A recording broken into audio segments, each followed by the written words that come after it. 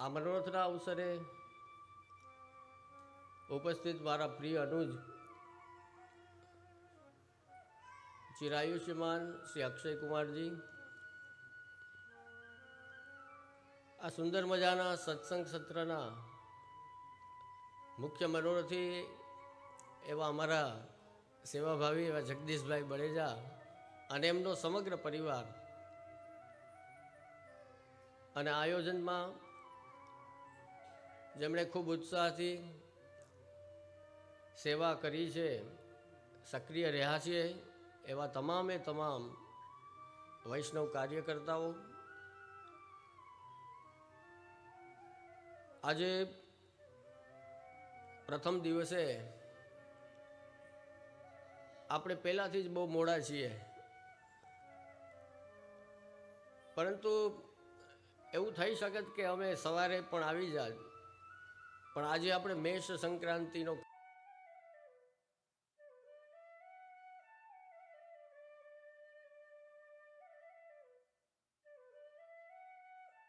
સુંદર પ્રકાર શ્રી ગુસાઈજીએ આપણા સેવા માર્ગમાં બતાવ્યો છે, જેને કહેવાય ને કે સેવાનું માઇક્રો મેનેજમેન્ટ, એવું શ્રી પ્રભુચરણ શ્રી ગુસાઈજીનું છે કે ઠાકોરજીને 360 દિવસમાં એક જરા સરખો પણ પરિશ્રમ ન થાય એનો નાનામાં નાનો વિચાર આપશ્રીએ કર્યો છે. અત્યારે આ મેષ સંક્રાંતિમાં આપણે સત્વા ધરીએ, આયુર્વેદિક રીતે પણ સત્વો તમે જુઓ ને તો શીતલતા આપે, શક્તિવર્ધક, તમને એમ પેટમાં વજને થઈ જાય. કદાચ ક્યાંક અમારા અમરજાદી વૈષ્ણવ ને બધા જતા હોય ને, બહારનું કાંઈ લેતા ના હોય, રેશમીમાં 2 સત્વાના નંગ ભેગા રાખે તો ગાડું હાલ્યું જાય. આ એટલું કામ આપે.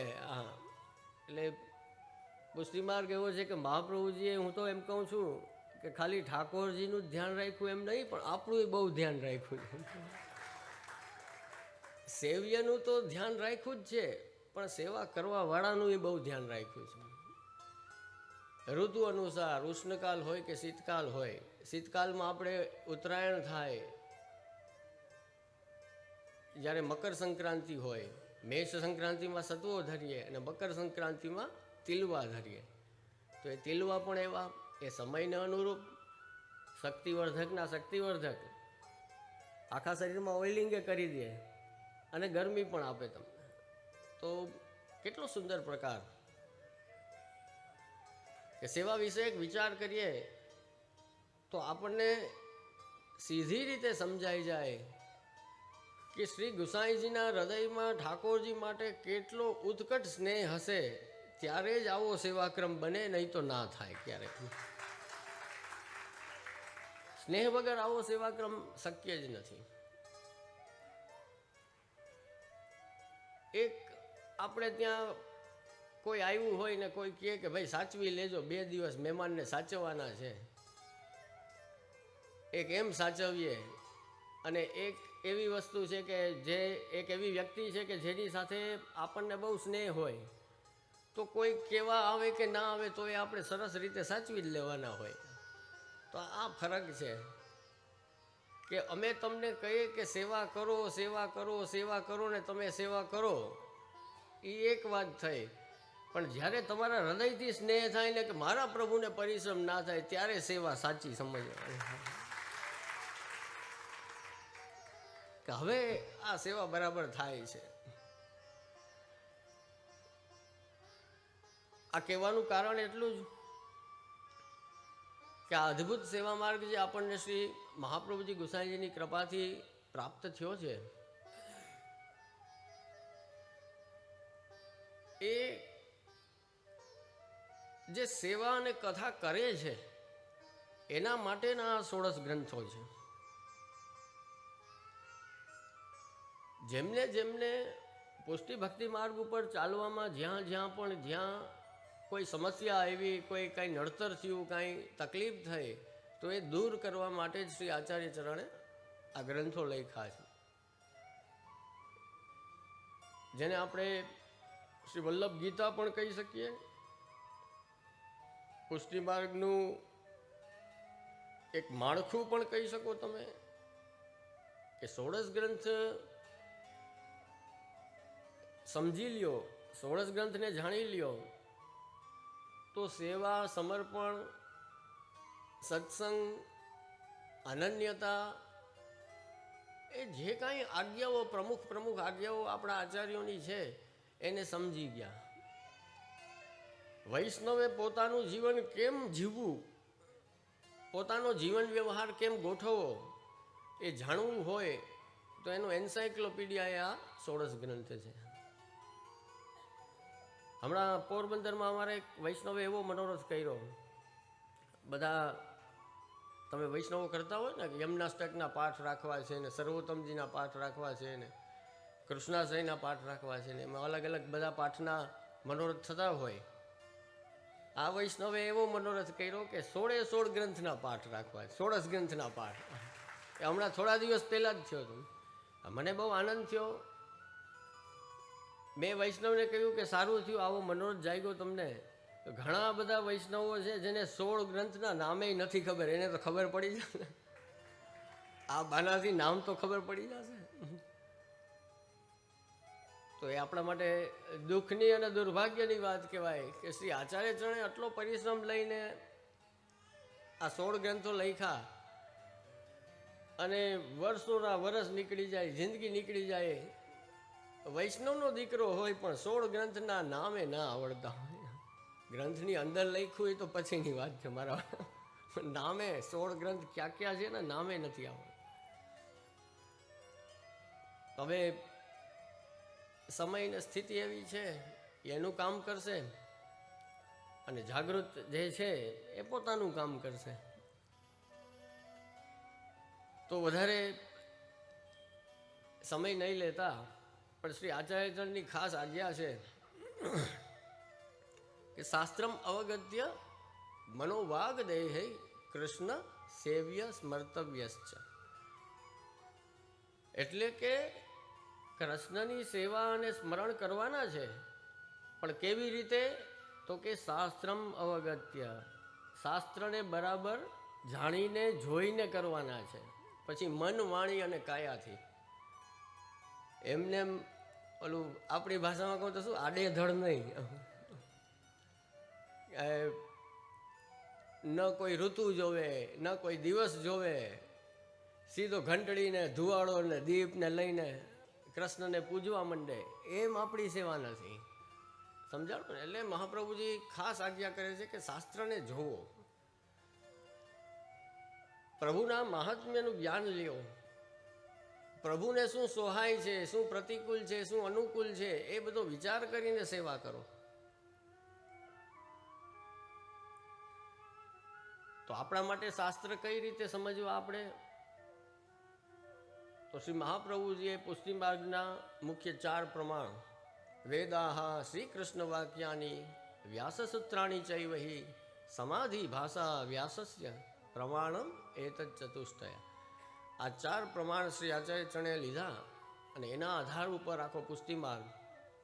એટલે કોઈ કહેતા હોય કે આપણે વેદનું કાંઈ લાગુ ના પડે ને આપણે સનાતનનું કાંઈ લાગુ ના પડે ને, તો એવું બિલકુલ નથી. શ્રી મહાપ્રભુજીએ સનાતન ધર્મને આધારે જ આ આખો પુષ્ટિ માર્ગ બનાવ્યો છે. એટલે મારા વાલા ક્યાંય એવું બોલતા નહીં કે અમે સનાતનની બહાર છીએ. આપણે સનાતનની સાથે હતા, છીએ અને હજી સાથે જ રહેશું. તો વૈષ્ણવોએ શાસ્ત્ર જાણવા માટે બીજું કદાચ વેદ ને બધું અઘરું પડતું હોય કે વ્યાસસૂત્રો ઉકેલવા, ઉપનિષદોને જાણવા, ગીતાજીના હાર્દને સમજવો એ કદાચ અઘરું પડે, તો એના માટે એના સારરૂપ, જેને કહેવાય શાસ્ત્રોનો નિચોડ, એ શ્રી મહાપ્રભુજી આપણને આ 16 ગ્રંથમાં સમજાવ્યો છે. વધારે સમય નહીં લઉં, કારણ કે આપણે પ્રસ્તુત વિષયમાં પાછું પ્રવેશ કરવાનો છે. પણ જરૂરી છે ખાલી થોડું કહું તો જેમ ષોડશ ગ્રંથની શરૂઆત યમનાષ્ટકથી થાય, બાળકનો જન્મ થાય તો સૌથી પહેલાં એની માતાને ઓળખે, એમ અહીંયા પુષ્ટિ માર્ગમાં કોઈ આવ્યો જ તો સૌથી પહેલાં અલૌકિક માતારૂપી શ્રી યમુનાજીના સ્વરૂપને જાણો, યમુનાજીની કૃપા પ્રાપ્ત કરો. યમુનાજીની કૃપાથી શું થાય છે? તો આપ યમુનાષ્ટકમાં આપણને સમજાવે છે કે યમુનાષ્ટકના પાઠ કરીએ. આજે ઘણા બધા વૈષ્ણવો યમુનાષ્ટકના પાઠ કરતા હશે, તો એનાથી શું થાય? તો કે મુરરી પુષ્ય સંતુષ્યતિ,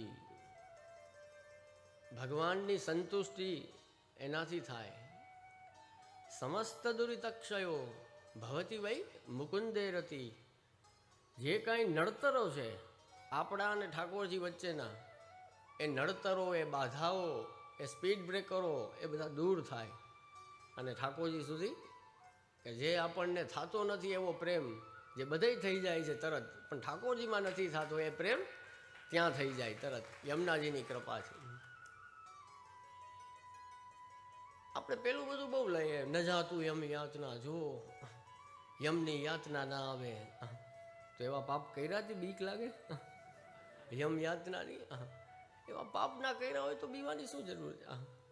તો એ તો આધ્યાત્મિક સ્વરૂપ યમુનાજીનું કે યમ યાતના ના આવે એવા વૈષ્ણવે થોડી વિચાર કરવાના છે. આપણો પ્રમુખ વિચાર એ હોવો જોઈએ કે યમુનાજી કૃપા કરે તો અહીં આ હૃદય જે સૂકું ભટ્ટ છે ને એ કંઈક ભીનું થાય કૃષ્ણ પ્રેમ માટે, આ ભગવાનમાં રતિ થાય, એ પ્રયત્ન આપણો હોવો જોઈએ. એના માટે યમુનાષ્ટક છે.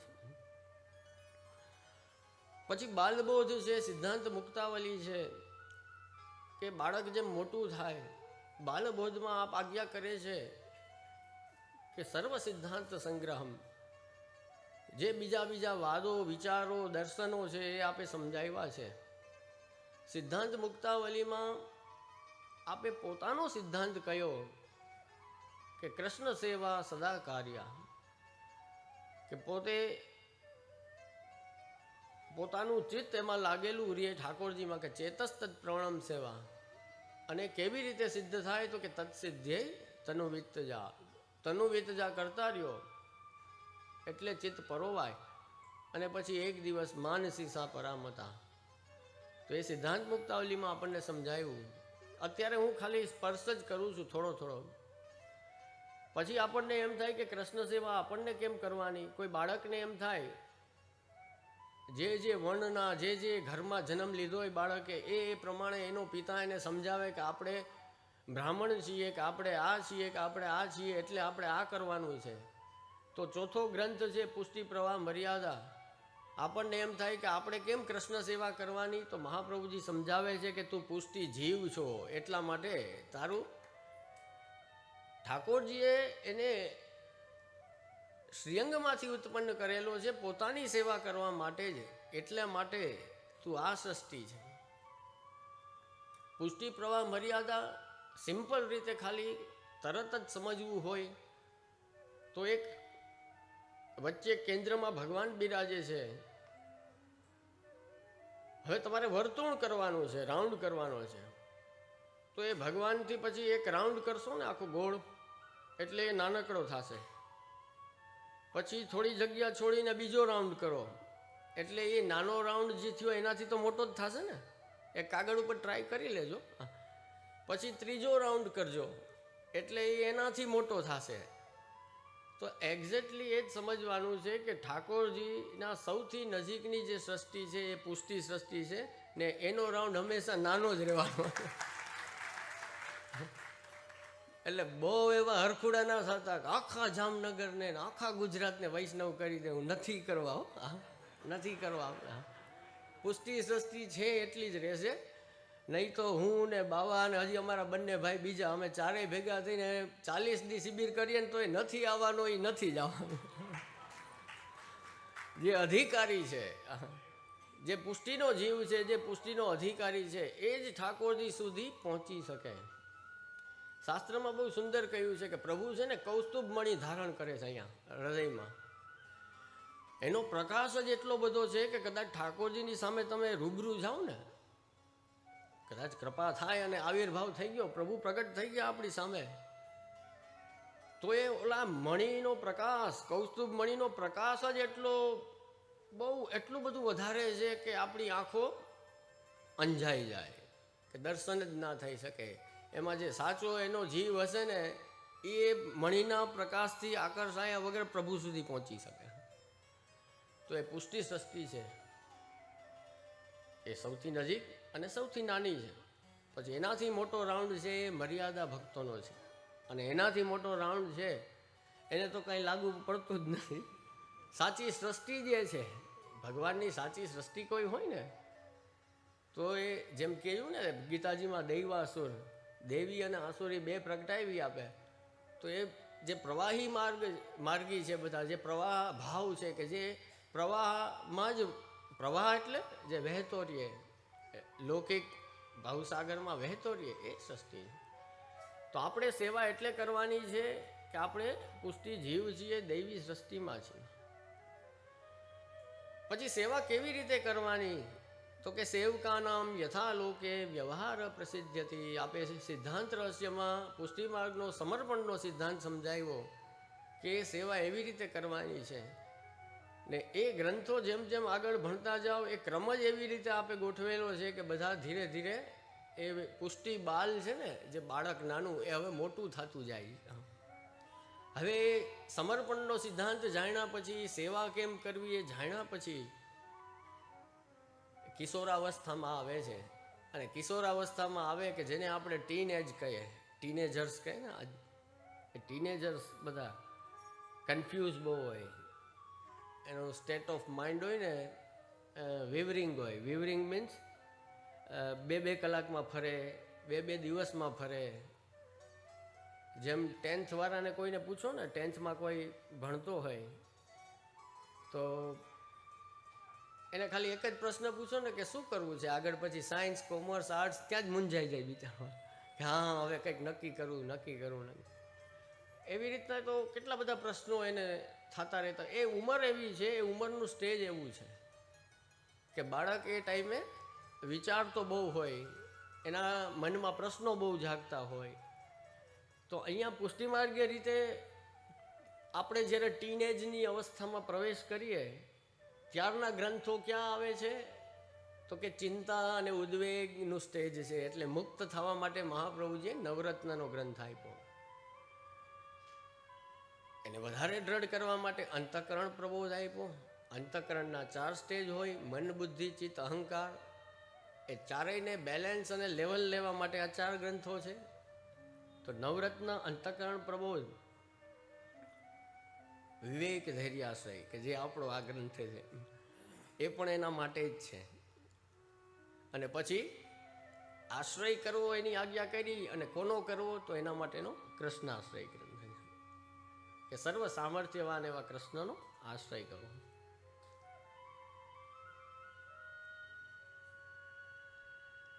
આશ્રય થયા પછી 4 પુરુષાર્થો અલૌકિક ચતુશ્લોકીમાં સમજાવ્યા.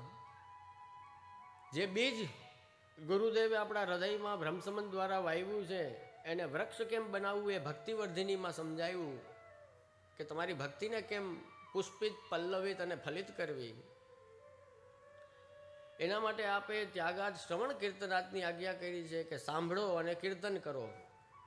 તો એ પછીના ગ્રંથો કે જલભેદ અને પંચપદ્યાની આપે કયા. જલભેદમાં વક્તાના પ્રકાર બતાવ્યા, 20 પ્રકારના જલ સાથે 20 પ્રકારના વક્તાને સરખાવ્યા. એટલે કોનું સાંભળવું ને કોનું ન સાંભળવું, એ જલભેદ જોવો તો તમને ખ્યાલ આવે. અત્યારે આપણે બધા તરત આમ ટીવીમાં એટલા બધા વક્તાઓ છે કે મન થાય એમ તરત ચાલુ કરી દે ટીવી. હા, ના સારું બોલે છે, ના કૃષ્ણનું જ બોલે છે ને એમ. એટલે આપણે આ સાંભળવા માંડીએ. એટલે મહાપ્રભુજીએ જલભેદ ગ્રંથમાં એ સમજાવ્યું આપણને કે કોની પાસે સાંભળવું. કારણ કે વક્તાના હૃદયમાં જે હશે એ તમારા હૃદયમાં આવશે. મારામાં જ કૃષ્ણ પ્રેમ ના હોય તો તમારામાં ક્યાંથી આવે મારા વાળા? જરૂરી છે. મહાપ્રભુજીના જે 84 રત્નો જેવા ભગવદીઓ, એવા સેવકો થયા, એ કેમ થયા? તો કે આપને શ્રી વલ્લભનું સાનિધ્ય હતું. શ્રી વલ્લભ સામે બેસીને આપ પારાયણ કરતા ને એ લોકો સાંભળતા. જ્યારે સાક્ષાત કૃષ્ણાસ્ય એ કૃષ્ણના મુખારવિંદ રૂપ વલ્લભ જ્યારે ભગવદ લીલાનું ચિંતન કે અવગાહન કરતા હોય અને એ શ્રવણ એ બધા હરસાનીજી મેઘન આદિ ભક્તોએ કર્યું, તેમાં શું બાકી રહે? એમાં કઈ બાકી જ ના રહે. તો જલભેદમાં એ સમજાયું, પંચપદ્યાનીમાં પછી 13મા ગ્રંથમાં એ સમજાયું કે સાંભળવું કેમ, શ્રોતાના પ્રકાર એમાં બતાવ્યા. ઘણાય સાંભળે એક કાનથી ને બીજા કાનથી કાઢી નાખે, ઘણાય સાંભળે તો બોલી બોલીને કાઢી નાખે. બોલવાનો બહુ હરખ હોય તો બોલી બોલીને બધું નીકળી જાય બહાર. એટલે જ કહે છે કે જરૂર વગરનું વૈષ્ણવે બહુ બોલવું નહીં. અસદાલાપ જેને કહેવાય, ભગવદ વાણી વગરનું ખોટે ખોટું બોલ બોલ આખો દી કરી રાખીએ. એનાથી શું થાય તો કે આપણો ભગવદ ભાવ બોલવામાં નીકળી જાય. એટલે વાણી કાંઈ વેખરી નથી, વાણી સંભાળીને રાખવી વૈષ્ણવની. અને ઉત્તમ શ્રોતા કહ્યા કે જેમને એક કાનમાં સાંભળે અને સીધું હૃદયસ્થ કરે, હૃદયમાં ઉતારે અને પછી જીવનમાં ઉતારવાનો પ્રયત્ન કરે. તો એ પંચપદ્યાનીમાં આપે સમજાવ્યું. પછી 14મા ગ્રંથમાં પુષ્ટિમાર્ગીય સંન્યાસ કેવો હોય એ આપે સમજાવ્યો કે લૌકિકમાં તો અત્યારે સંન્યાસ બહુ કઠિન છે અને લગભગ અત્યારના સમયમાં, આધુનિક સમયમાં, કલિયુગમાં કોઈ સંન્યાસ લે છે તો પસ્તાવાનો વારો વધારે આવે છે, ફલિત ઓછો થાય છે, એના મંજિલ સુધી ઓછો પહોંચે છે, એના ડેસ્ટિનેશન સુધી વચ્ચે જ ઘણી બધી પ્રોબ્લેમો આવી જાય છે. તો એ પુષ્ટિમાર્ગીય સંન્યાસ એ ઠાકોરજીના થઈને રહ્યો, તદાશ્રિત રહ્યો, તદીય બનીને રહ્યો, એ આપણો સંન્યાસ છે. એના થઈને રહેવું એ પુષ્ટિમાર્ગીય સંન્યાસ. પછી આવે છે નિરોધ લક્ષણ ગ્રંથ. એમાં નિરોધનું સ્વરૂપ આપે બતાવ્યું કે આપણું હૃદય છે એ બીજેથી રોકાઈ જાય અને ઠાકોરજીમાં જ નિરુદ્ધ થાય. કે જે 10મા સ્કંદમાં પ્રભુએ દરેકે દરેક આપના સાનિધ્યમાં જેટલા જીવો આવ્યા એ બધાને નિરુદ્ધ કર્યા. પછી એ ભલે કદાચ કંસ હોય કે અસુર હોય, પણ ભગવાનમાં નિરુદ્ધ થયેલા હતા. કંસ છે વેર ભાવે ભજતો હતો, પણ આખો દિવસ કૃષ્ણ કૃષ્ણ કૃષ્ણ કૃષ્ણ જ કરતો હતો. સવારે ઉઠે તો કે મારવો કેમ, મારવું કેમ, આનો નિકાલ કેમ કરવો, આનો. પણ હતો મગજમાં કૃષ્ણ જ હતા. ભક્તોને પ્રેમથી હોય, જ્યારે કંસને વેર ભાવથી હતું, પણ એ પણ નિરુદ્ધ હતો. એ ભગવાનમાં એનું ચિત્ત રોકાયેલું હતું. એ સ્વરૂપ આપે એમાં સમજાયું. અને છેલ્લે સેવા ફલમાં આપે સેવાના ફલ કયા છે, બહુ ઉત્તમ આપણે ત્યાં છે કે મોક્ષની અને મુક્તિની કામના કેમ નથી. તો સેવાફલ ગ્રંથ જુઓ તો તમને ખ્યાલ આવે કે સૌથી પહેલા કોઈ કદાચ કોઈ સ્નેહ વગર, પ્રેમ વગર, કે મારા માતા પિતા મને ખાલી આ સ્વરૂપ મારી જવાબદારી છે કે આ ઠાકોરજીની સેવા મારે કરવી જોઈએ, એમ કદાચ કોઈ કરી લે ને તો એનો ઉદ્ધાર તો થઈ જ જાય છે. એમ પ્રેમ વગરે કોઈ કૃષ્ણની સેવા કરી લે, એવું સાધન દીપિકામાં શ્રી ગોપીનાથ પ્રભુચરણ આજ્ઞા કરે છે. તો સેવાફલ ગ્રંથમાં આપણે એ બધા સેવાના ફલ, જેમાં ઉત્તમ અલૌકિક સામર્થ્ય જે આપણા ભગવદીઓને હતું એ બતાવ્યું. સેવોપયોગી દેહ. તો આ 16 ગ્રંથમાં આપણો વિષય છે વિવેક, ધૈર્ય અને આશ્રય. એ વિવેક ધૈર્યાશ્રયમાં કે જે મેં પહેલાં જ સમજાવ્યું એમ કિશોરાવસ્થા, ટીનેજનો ગ્રંથ, કે વૈષ્ણવે પુષ્ટિમાર્ગીય વિવેક, પુષ્ટિમાર્ગીય ધૈર્ય અને પુષ્ટિમાર્ગીય આશ્રય એ સિદ્ધ કેમ કરવું એ શ્રી મહાપ્રભુજી આ 17 શ્લોકમાં આપણને બતાવ્યું છે. મને જ્યારે વિનંતી કરવા બધા આવ્યા જામનગરથી, તમે બધા વૈષ્ણવો, ત્યારે મેં કહ્યું હતું કે ના ના, હું પ્રયત્ન એવો કરીશ કે 4 દિવસમાં આપણે આ ગ્રંથ કમ્પ્લીટ કરી લઈએ, પૂરો કરી લઈએ. અને શ્રી મહાપ્રભુજી કૃપા કરે, આ ગ્રંથ ઉપર 4 આચાર્યોની સુંદર ટીકા છે કે જેના આધારે આપણે યથામતી 4 દિવસ આ ગ્રંથને સમજવાનો. કારણ કે મહાપ્રભુજીની વાણી તો બહુ ગૂઢ હોય, કૃપા થાય ત્યારે સમજાય. કોઈ પણ કીર્તન, કોઈ પણ ગ્રંથ હોય તમારે જાણવું હોય કે એનો ભાવ શું છે, કે એનો અર્થ શું છે, તો જેમનો બનાવેલો હોય એ ભગવદીયને કે આચાર્યને પેલા હૃદયથી વિનંતી કરો કે આપ કૃપા કરીને આમાં કંઈક ગતાગમ પાડો તો પડે. બાકી ઓલી આપણી ભાષામાં કહું હોશિયારી મારીને એમ કહો કે ના ના હાલો હા હમણાં આમ કરી લઉં તો બધું પૂરું થઈ જાય. ઓલા ગિરિરાજજીની પરિક્રમા કરવા જાય ને તો કે ના ના હવે થઈ જાય હમણાં આમને તેમને. એટલા બધા ઓલું શું કે તોપું ફોડતો હોય, મોટી મોટી તોપ ફોડતો હોય, પછી અમારા જ ભેગું હાલતો હોય, અને દાન ઘટી આવે તો થાકી જાય, પછી કહી દે કે હવે જે હું તો હવે અહીંયા જ રહું. બધા બરાબર છે. એના કરતાં પહેલેથી જ ધીમો રહેતો હોય તો. એટલે જુઓ, કૃપાથી બધું સહેલું છે, અને કૃપા નથી તો બધું અઘરું જ છે. લાયકાત નથી, આવડત નથી, પણ કૃપા છે તો થઈ ગયું કામ. ને બધુંય છે, લાયકાત છે, આવડત છે, વિદ્વાન છું, ચતુરાઈ છે, બધુંય છે, પણ કૃપા નથી તો રિઝલ્ટ નથી. આ સીધો હિસાબ છે. એટલે મારા વાલા પુષ્ટિ માર્ગીએ તો બીજી કોઈ લપમાં પડવા કરતા કૃપા કેમ થાય, આ એક જ મુદ્દો, એક સૂત્રી કાર્યક્રમ આજના સમયે આપણે રાખવો જોઈએ કે કૃપાથી બધું સિદ્ધ થાય.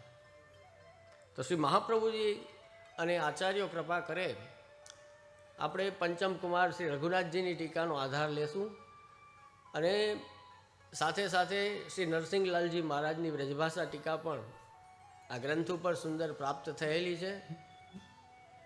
તો બને એટલું મારો પ્રયત્ન દરેક જગ્યાએ, જેમ હમણાં આપણા એનાઉન્સર ભાઈએ કહ્યું એમ, જેટલી પણ શિબિરો થઈ છે બધી જગ્યાએ મારો એક જ પ્રયત્ન રહ્યો છે કે આપણે કોઈ બહુ મહાન નથી થઈ જવું, કોઈ પીએચડી નથી થઈ જવું, કંઈ બહુ વિદ્વાન નથી થઈ જવું, બસ ખાલી મહાપ્રભુજીના હૃદયને સમજવાનો પ્રયત્ન કરવો. અને એ જ મારો પ્રયત્ન દરેક જગ્યાએ હોય છે કે વૈષ્ણવ સરળ ભાષામાં કેમ સમજી જાય. મહાપ્રભુજીની જે અતિ ઊંચી અને અઘરી વાત છે કે કોઈ ઊંચા સિદ્ધાંત છે, તો આપણે આપણી ભાષામાં, સરળ ભાષામાં કેમ સમજી શકીએ, બસ એ જ મારો હંમેશા પ્રયત્ન હોય છે. તમે એક દીનું પ્રવચન રાખો કે 4 દીનું રાખો, પ્રયત્ન મારો એ જ હોય છે કે મારે શ્રી મહાપ્રભુજીની વાત તમને કેમ સરળ કરીને સમજાવવી.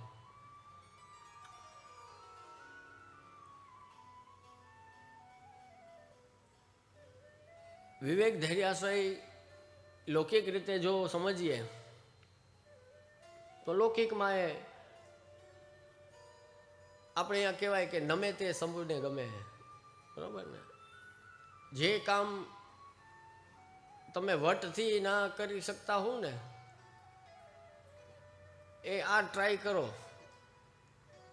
પ્રેમથી, વિવેકથી, વિનમ્રતાથી, તો તરત થઈ જાય. સામી વ્યક્તિને તરત એમ થશે કે ના ના ભાઈ બહુ સભ્યતા ને વિવેકથી વાત કરે તો ધ્યાન તો દે. અને અખડ જેવા થઈને ક્યાંક જાવ ને તો 50% રસોલાનો ઉડી જાય કે ના ના આમાં કંઈ સભ્યતા જેવું તો કંઈ છે નહીં, આવીને સીધો મારો સાહેબ હોય એમ તો વાત કરે, બરાબર. ઓલાનો સામેવાળાનો રસ ઉડી જાય સીધો. એટલે વિવેક તો આપણે તો ડીલ કોની સાથે કરવાનું, તો કે સાક્ષાત આ 14 લોકના ધણી એવા ભગવાન સાથે. તો ત્યાં તો કેટલો બધો વિવેક જોઈએ એમ. મહાપ્રભુજી એ સમજાવે છે કે વિવેક રાખો, નહીં તો નહીં ચાલે એમ. પછી લૌકિક રીતે ધૈર્ય જુઓ તો ધૈર્ય બધાય જરૂરી છે તમારે. ઓલું કે ને ઉતાવળે આંબા ના પાકે, હવે તો પાકી જાય છો. હવેના સમયની તો બધી હારી છે. નહીં તો એવું કહેતા કે દાદા વાવે ને પોતરો ખાય. આંબા માટે એવું કહેવાતું કે આંબો વાવો ને તો પોતરાને કામ લાગે એમ. એટલા વર્ષે થતા બધા. હવે તો જાદુ કંઈક થઈ ગયું છે, એટલે જાદુ હવે તો તરત આંબા થઈ જાય છે. એ કેમિકલ વાળા થાય છે, એ ઓલા પ્યોર ના હોય, શુદ્ધ ના હોય, તરત થાય એવા થાય. એમ તરત બધાને ભગવદી થવું હોય ને તો એમ ભગવદી ના થવાય. ને જે થઈને ફરે જ ને એ બધાને હું તો કેમિકલ વાળા જ માનું. મને તરત કેમ થાય, તરત ભગવદી કેમ થઈ જવાય? બરોબર ને, ઇન્જેક્શન મારીને થઈ જાય. આંબાનો કલર આવી જાય એટલે તમને દેખાય ખરી કે વાહ ભગવદી છે, દેખાવમાં લાગે તમને.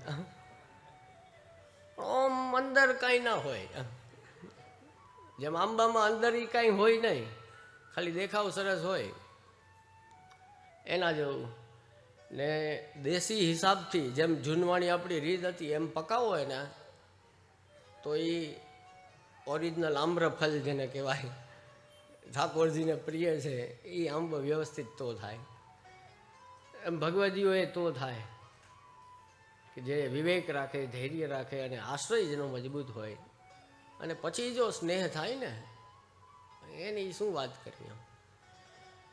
પ્રોબ્લેમ એ થાય છે કે આપણી શરણાગતિના ઠેકાણા નથી અને આપણે સ્નેહના દરિયામાં કૂદીએ છીએ. સમસ્યા એ છે, શરણાગતિનું હજી આપણે દ્રઢ થઈ નથી અને ગોપીજનોનો વાદ કરીને સીધું આપણે આમ કૂદી જવું છે. એવી રીતે મારા વાલા નહીં થાય, ધૈર્ય રાખવું પડશે. અને અત્યારના સમયમાં તો ખાસ કરીને કહું છું કે શરણાગતિનો આગ્રહ બધા પહેલાં એ દ્રઢ કરો. આશ્રય મજબૂત હશે તો પછી આગળ ન સેવામાં, ન સ્નેહમાં, ન સમર્પણમાં ક્યાંય કાંઈ પ્રોબ્લેમ નહીં આવે. પ્રોબ્લેમ આવવાનું કારણ જ એ છે કે શરણાગતિ દ્રઢ નથી, આપણો આશ્રય હજી મજબૂત નથી.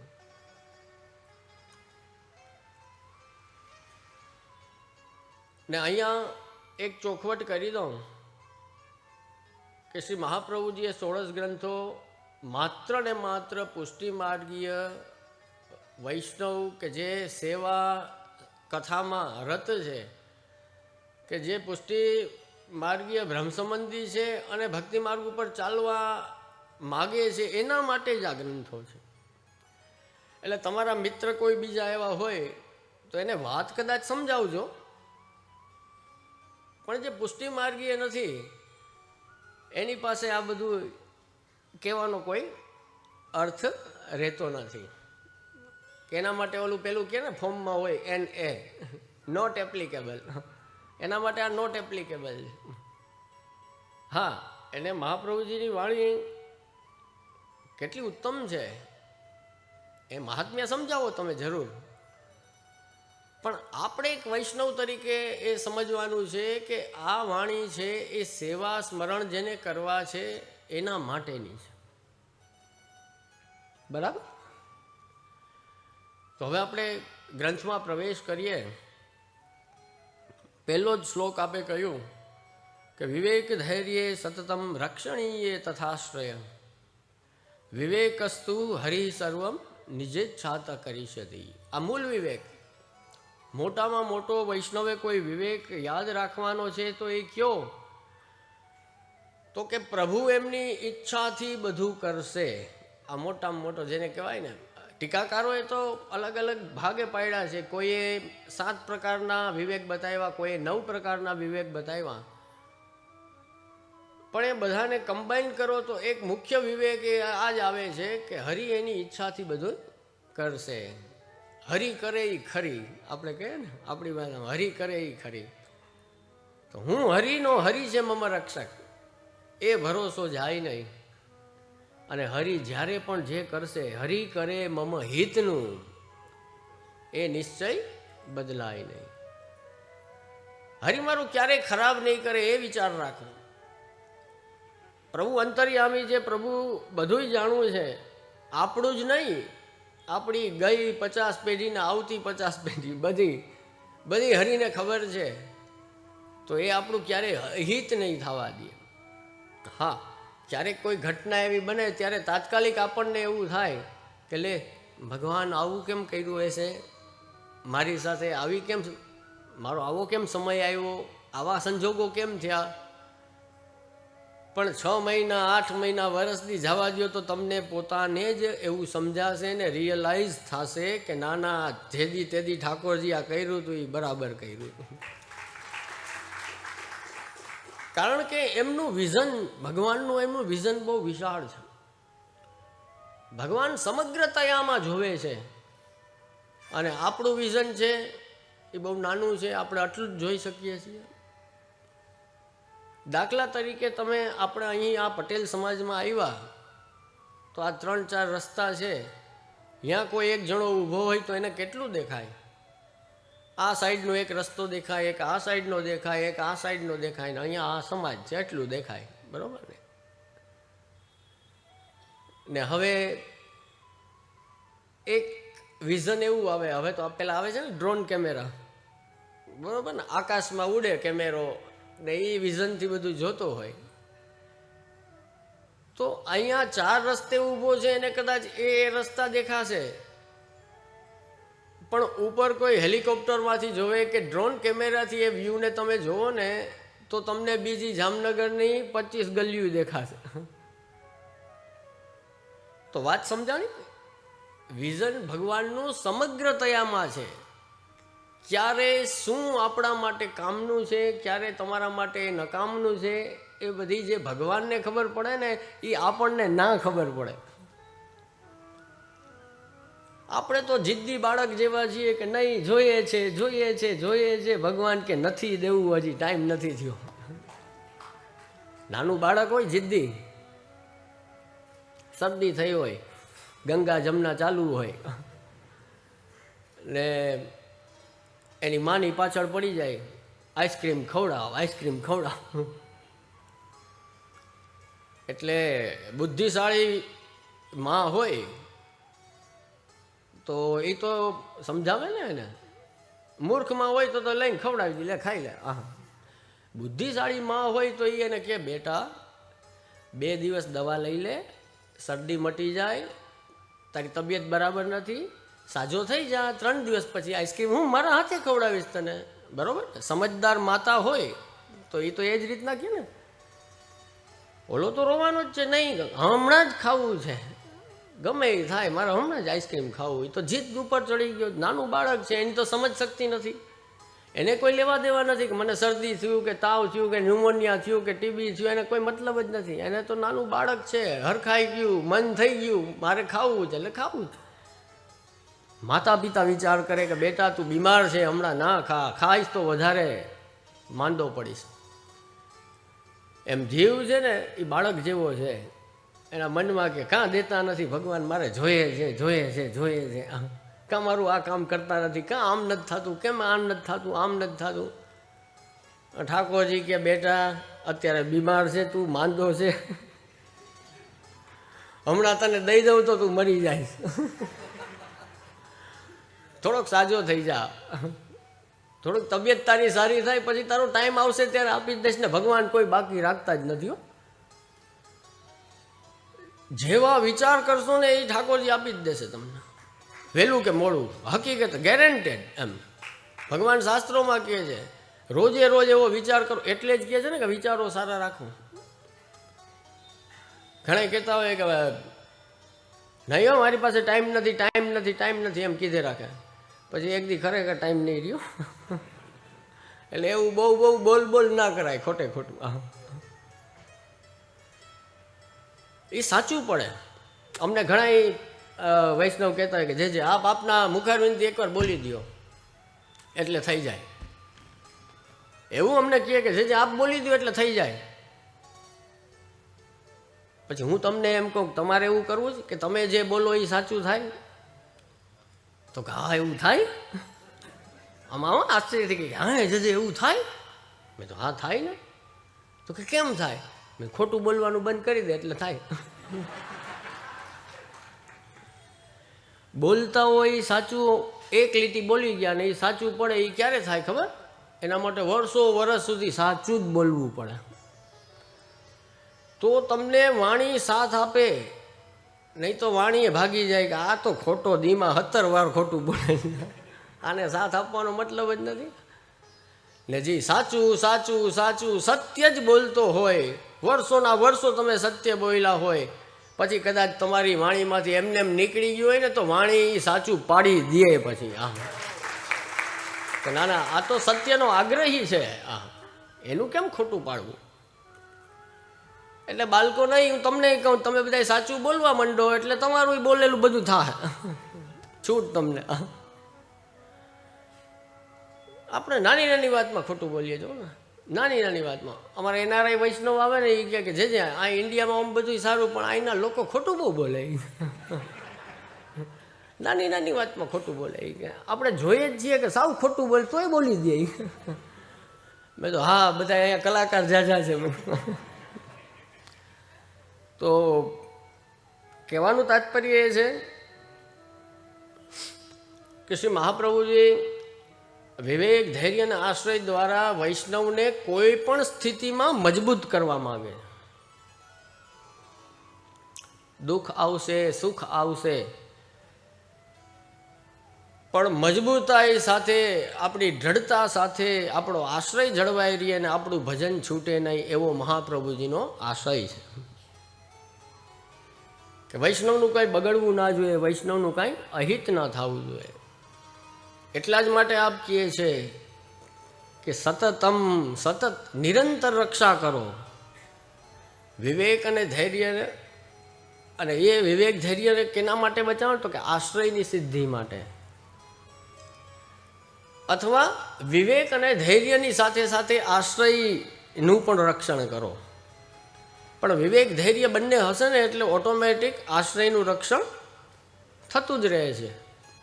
આ બેને સંભાળવા પડે. તો સૌથી મોટો પહેલો વિવેક જ આપણે વૈષ્ણવે હૃદયમાં કોતરી લેવાનો છે, કે દ્રઢ કરી લેવાનો છે, કે જે કાંઈ થાય છે એ પ્રભુની ઈચ્છાથી થાય છે. પ્રભુની ઈચ્છા વગર કાંઈ થવાનું નથી. અને આપણી ઈચ્છાથી થવા માંડ્યું તો પછી આપણે ભગવાન, તો કેટલા બધા ભગવાન પછી સાચવવા ક્યાં? બધાની ઈચ્છા પ્રમાણે બધું થવા માંડે ને તો ગડબડ ગોટા બહુ થઈ જાય દુનિયામાં. કારણ કે મારી ઈચ્છા કંઈક બીજી હોય ને તમારી ઈચ્છા કંઈક બીજી હોય. આ કીર્તનિયા બેઠા એની ઈચ્છા કંઈક બીજી હોય, બાવાની ઈચ્છા કંઈક બીજી હોય, ત્રીજી હોય, ને આ બાજુ બેઠા એ કંઈક ચોથી ઈચ્છાવાળા હોય. હવે બધાની બધી ઈચ્છા પૂરી થવા માંડે તો કેવડો મોટો બખેડો. એટલે એ મોટી શાંતિ છે કે આપણી ઈચ્છા મુજબ ચાલતું નથી ને, એ મોટામાં મોટી શાંતિ છે ખરેખર. અને એટલે જ દુનિયા બરાબર ચાલે છે, કારણ કે આપણી ઈચ્છાઓ બધી વગર વિચારવાની છે, અને ઠાકોરજી બધું આપે છે એ વિચારપૂર્વક આપે છે. તો વિવેક મોટામાં મોટો વૈષ્ણવની અંદર એ હોય કે હરિ કરે મમ હિતનું. હરિ મારું હિત હશે એ કરશે, હરિ એની ઈચ્છાથી બધું કરશે. કારણ કે આ એક જ જીવન નથી મારા વાલા, આવા તો કેટલા કેટલા જીવનો, કેટલા કેટલા જન્મો આપણે લઈને આવ્યા છીએ. દરેક જન્મ વખતે આપણી ઓળખાણ અલગ અલગ હોય છે, આપણો પરિચય જુદો જુદો હોય છે. અને એ પરિચય આપણે કેનો આપતા હોઈએ છીએ? આપણા શરીરનો આપતા હોઈએ છીએ. જ્યારે આત્માનો પરિચય કોઈ પૂછે ને તો અહીંયા હાથ મૂકીને એમ કહેજો કે હું શ્રી વલ્લભનો છું, વૈષ્ણવ છું. એ આપણો આત્માનો પરિચય. આપણે ત્યાં શ્રી ગોકુલેશ પ્રભુનો પ્રસંગ આવે છે ને કે તું કોણ? તો પેલા એ કહ્યું વૈષ્ણવ. બીજી વાર પૂછ્યું, ત્રીજી વાર પૂછ્યું, 3 વાર પેલો એ જ બોલ્યો કે વૈષ્ણવ. એ નામ બોલી દે અમારી સામે બેઠા મિલનભાઈ, હા, તો છોવાઈ જાત, તો છોવડાવત ગોકુલનાથજી. પણ 3 વખત એણે એમ બોલ્યું કે કોણ તું? તો કે હું વૈષ્ણવ. તો કે ના, તો વૈષ્ણવથી કાંઈ છોવાતું નથી. તો એ વૈષ્ણવતાને આપણે જગાડવાની છે. જુઓ, પહેલાં આપણા માર્ગમાં છે ને હરિ અને ગુરુનું જ મહાત્મ્ય હતું. પછી શ્રી ગુસાઈજીના ચોથા લાલજી એવા શ્રી ગોકુલેશ પ્રભુએ એમાં ત્રીજું એડ કર્યું કે પુષ્ટિ માર્ગ હજી કમ્પ્લીટ નથી થતો, ખાલી હરિ અને ગુરુ નહીં, પ્લસ એમાં વૈષ્ણવ, એટલે હરિ ગુરુ અને વૈષ્ણવ એમ ત્રણેય. એ શ્રી ગોકુલનાથજીએ કૃપા કરી. આ ભગવદીઓના ચરિત્ર શ્રી ગોકુલેશ પ્રભુએ પ્રગટ કર્યા કે જેનાથી વૈષ્ણવનું મહાત્મ્ય આપણને સમજાણું. તો આશ્રયની સિદ્ધિ માટે ગમે ત્યાં, ગમે એવી સ્થિતિ કે સંજોગો કે સમયમાં આપણે ટકી રહેવા માટે, મજબૂતાઈથી આપણું જીવન નિર્વાહ ચલાવવા માટે આ જે મૂળ વિવેક છે કે પ્રભુ એની ઈચ્છાથી બધું કરે છે, એને જાળવી રાખવાનો છે. બહુ સુંદર શ્રી મહાપ્રભુજી પણ એક ભાવ ટીકાકારો એ પણ બતાડ્યો છે કે હરિ સર્વમ નિજેચ્છાતઃ કરીષ્યતિ, એટલે કે પોતાની ઈચ્છાથી કરશે. સાથે સાથે બીજો ભાવ એ પણ કહ્યો કે નિજ જનોની ઈચ્છાથી કરશે. આ બીજો વિવેક. પ્રથમ વિવેક કે હરિ એની ઈચ્છાથી કરશે, બીજો વિવેક એ કે હરિ પોતાના નિજજનોની ઈચ્છા મુજબ કરશે. પણ એ ભક્ત હોવો જોઈએ, ભક્તાધીન પ્રભુ છે. જેમ બાબાએ હમણાં પેલું કહ્યું ને ભગતડા, હા, એ ભગતડો ના હોય, ભક્ત હોય. ભગત થવું તો સહેલું છે. કોઈને કંઈ દુનિયામાં એમ થાય કે હવે આમાં કંઈ ઓલા શું કહે પહોંચાય એમ નથી, આપણા હાથ પગ પહોંચે એમ નથી, અને બધી બાજુથી થાકી રહ્યો હોય, કાં પોષણ ના કરી શકતો હોય, પોતાનો નિર્વાહ ન કરી શકતો હોય, તો એ ભગત થઈ જાય. પછી કેમ કે હવે આપણે બધું મૂકી દીધું, મૂકવું પડે એમ જ હતું. હવે આપણે બધું મૂકી દીધું એમ નહીં, તારા બાપાને મૂકવું પડે એમ જ હતું. હવે પોઝિશન જ એવી થઈ ગઈ હતી આખી. હા, એવો ગાલો વાલો પુષ્ટિ માર્ગીય વૈષ્ણવ ના હોય. હા, પુષ્ટિ માર્ગીય વૈષ્ણવનો પાવર તો હું કહું તમને. હા, એ તો બિચારો કોક આમ હાવ આમ બોલો ભેંસની જેમ પડ્યો હોય ને, બિચારો આમ બકરી જેવો થઈને, તો એને બે ટાપલા મારીને કે હાલે મહાપ્રભુજી આપણી માથે જે ઊભો થાય એમ ઊભો કરી. એ વૈષ્ણવ, એ વૈષ્ણવનો પાવર, એ વૈષ્ણવતા અને એ વૈષ્ણવતાની શક્તિ. નબળા વૈષ્ણવને જોઈને મને તો આશ્ચર્ય થાય કે આપણે હજી વૈષ્ણવતાનું સ્વરૂપ જ નથી જાણ્યું. જો એવી વૈષ્ણવતા જાગે, જો એવા ભક્ત બનીએ, તો એને ભક્તાધીન પ્રભુ છે. વ્રજનાથીને સંગ ડોલે આપણે કહે ને, એ એમને એમ ના થાય. ગમે એ ભગતની પાછળ વ્રજનાથ ના ભાગે. જે ઓલો થાકી હારી કંટાળીને બધું ઝૂંપડીમાં રહેવા વયો ગયો હોય જંગલમાં, એની પાછળ વ્રજનાથ ન ડોલે. ભક્ત હોય એની પાછળ વ્રજનાથ ડોલે. સદા વ્રજનાથીને સંગ ડોલે. શ્રી મહાપ્રભુજી પણ ગિરિરાજધારી અષ્ટકમમાં બહુ સુંદર આજ્ઞા કરે છે. ભક્તાભિલાષા ચરિતાનુસારી દુઃખાદિ છોડે યશો વિસારી કુમારિકાનંદ ઘોષ નારી મમ પ્રભુ શ્રી ગિરિરાજધારી મમ પ્રભુ શ્રી ગિરિરાજધારી મમ પ્રભુ શ્રી ગિરિરાજધારી. ભક્તાભિલાષા ચરિતાનુસારી. છેક સુધી અવાજ આવે છે પાછળ? હવે આવ્યો. આભાર. કેતા રહેજો, ખ્યાલ રહે.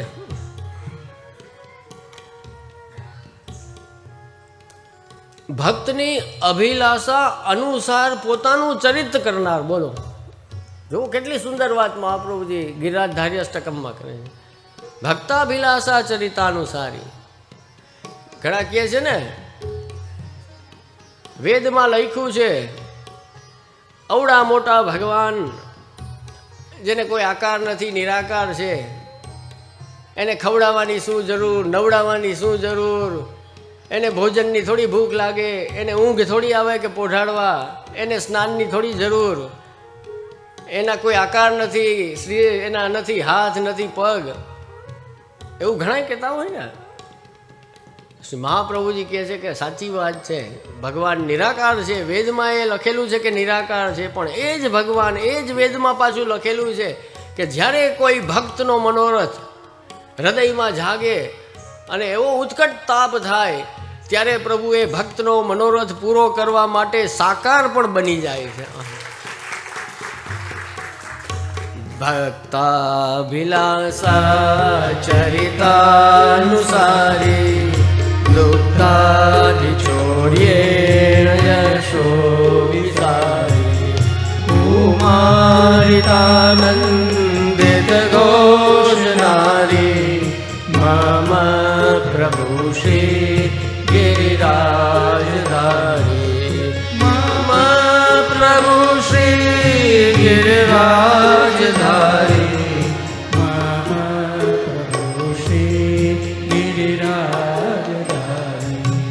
વ્રજાંગના વૃંદ સદા વિહારી અંગી ગૃહાગારતમોપહારી પીડારસાવેશતમો વિસારી મમ પ્રભુ શ્રી ગિરિરાજધારી મમ પ્રભુ શ્રી ગિરિરાજધારી મમ પ્રભુ શ્રી ગિરિરાજધારી. આ બધામાં એક જો ભક્તાભિલાષા, ભક્તની જે અભિલાષા છે, મનોરથ છે, એ ભગવાન પૂર્ણ કરે છે. અને કુમારિતાનંદિત ઘોષનારી, તો એમાં એ જ છે એ વ્રજભક્તોના મનોરથો પૂરા કરવા માટે દાન લીલા, રાસલીલા, પનઘટ લીલા, એ બધી લીલાઓ દ્વારા એ વ્રજભક્તોને આનંદિત કરે છે એવા પ્રભુ છે. જ્યારે જ્યારે ભક્તના જે જે મનોરથો હૃદયમાં થાય એવા એવા ભગવાન બની જાય. પેલું કહે છે ને, ઝાંકી રહી ભાવના જેસી પ્રભુ મૂર્તિન દેખી તેસી. જેવી ભાવના રાખશો એવા પ્રભુ બની જશે, એવા થઈને તમને મળશે. એટલે જ શ્રી મહાપ્રભુજી આજ્ઞા કરે છે કે સર્વદા સર્વ ભાવેન ભજનીયો પ્રજાધિપ. જે ઘટતું હોય, જે સંબંધ ખૂટતો હોય એ સંબંધ ઠાકોરજી સાથે જોડી લ્યો, ઠાકોરજી એવા બની જશે, તમારી સાથે એવો વ્યવહાર કરશે, એવું આપનું ચરિત્ર બની જશે. શરત એક જ છે કે એમના સાચા ભક્ત બનવું પડે. સાચો ભક્ત થાય તો પછી આ વાત સમજાય આપણને.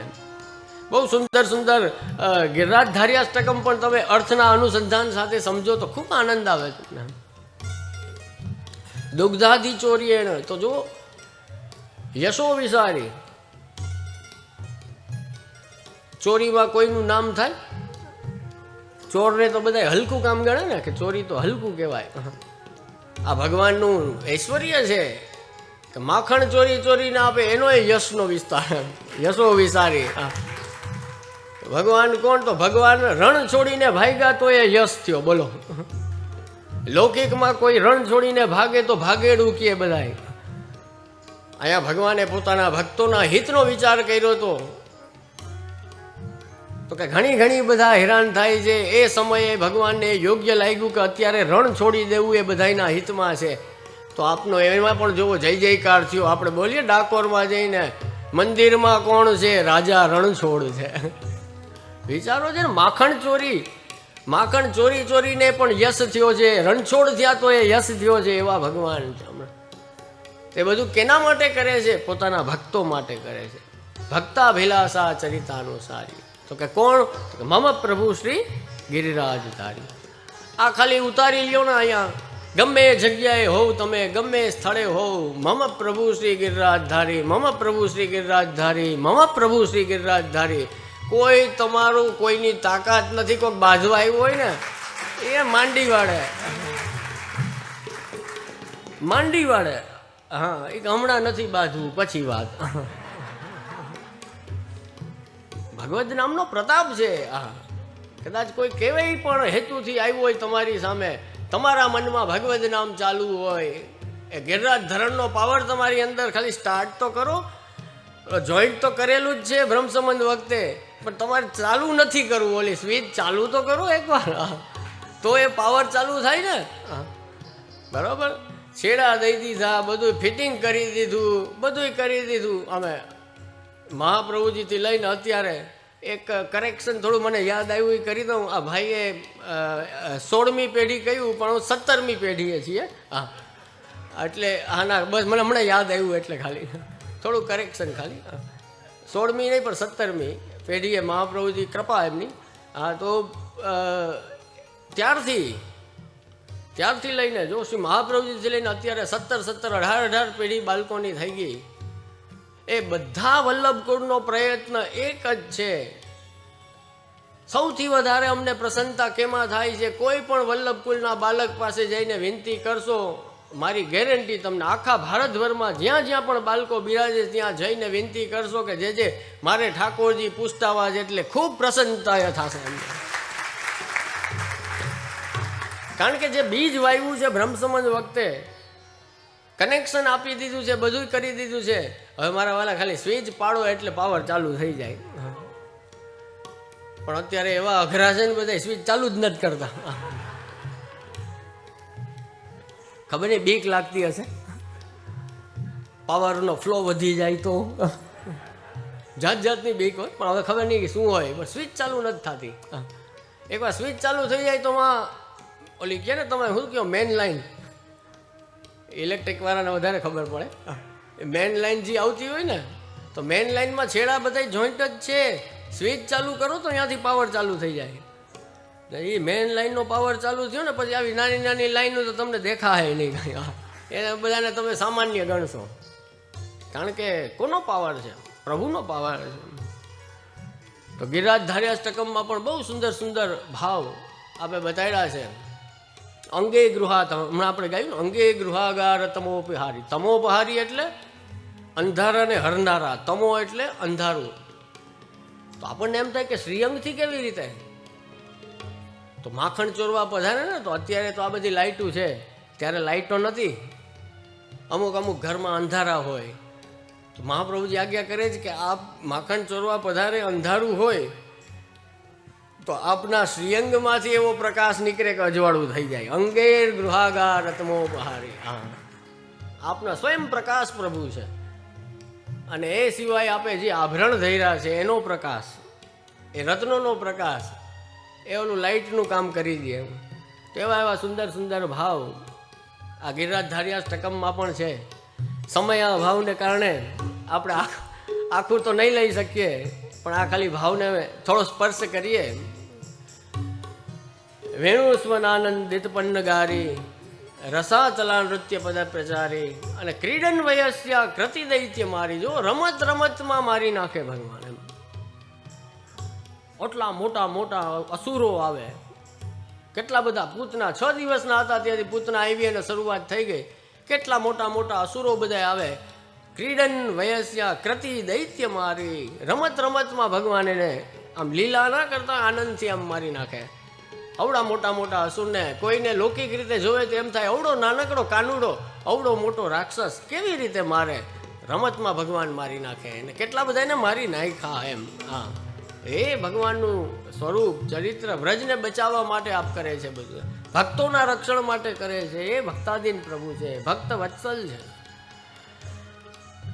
ભક્ત થઈને રહ્યો અને મનમાં એ ભાવ રાખો, મારા પ્રભુ કોણ છે? તો કે ગિરિરાજધારી. તો એણે જેમ બ્રજ ભક્તોનું રક્ષણ કર્યું, મથુરામાં રક્ષણ કર્યું, દ્વારિકામાં રક્ષણ કર્યું, એમ આપણું રક્ષણ કરશે જ, એમાં કોઈ સંશય નથી.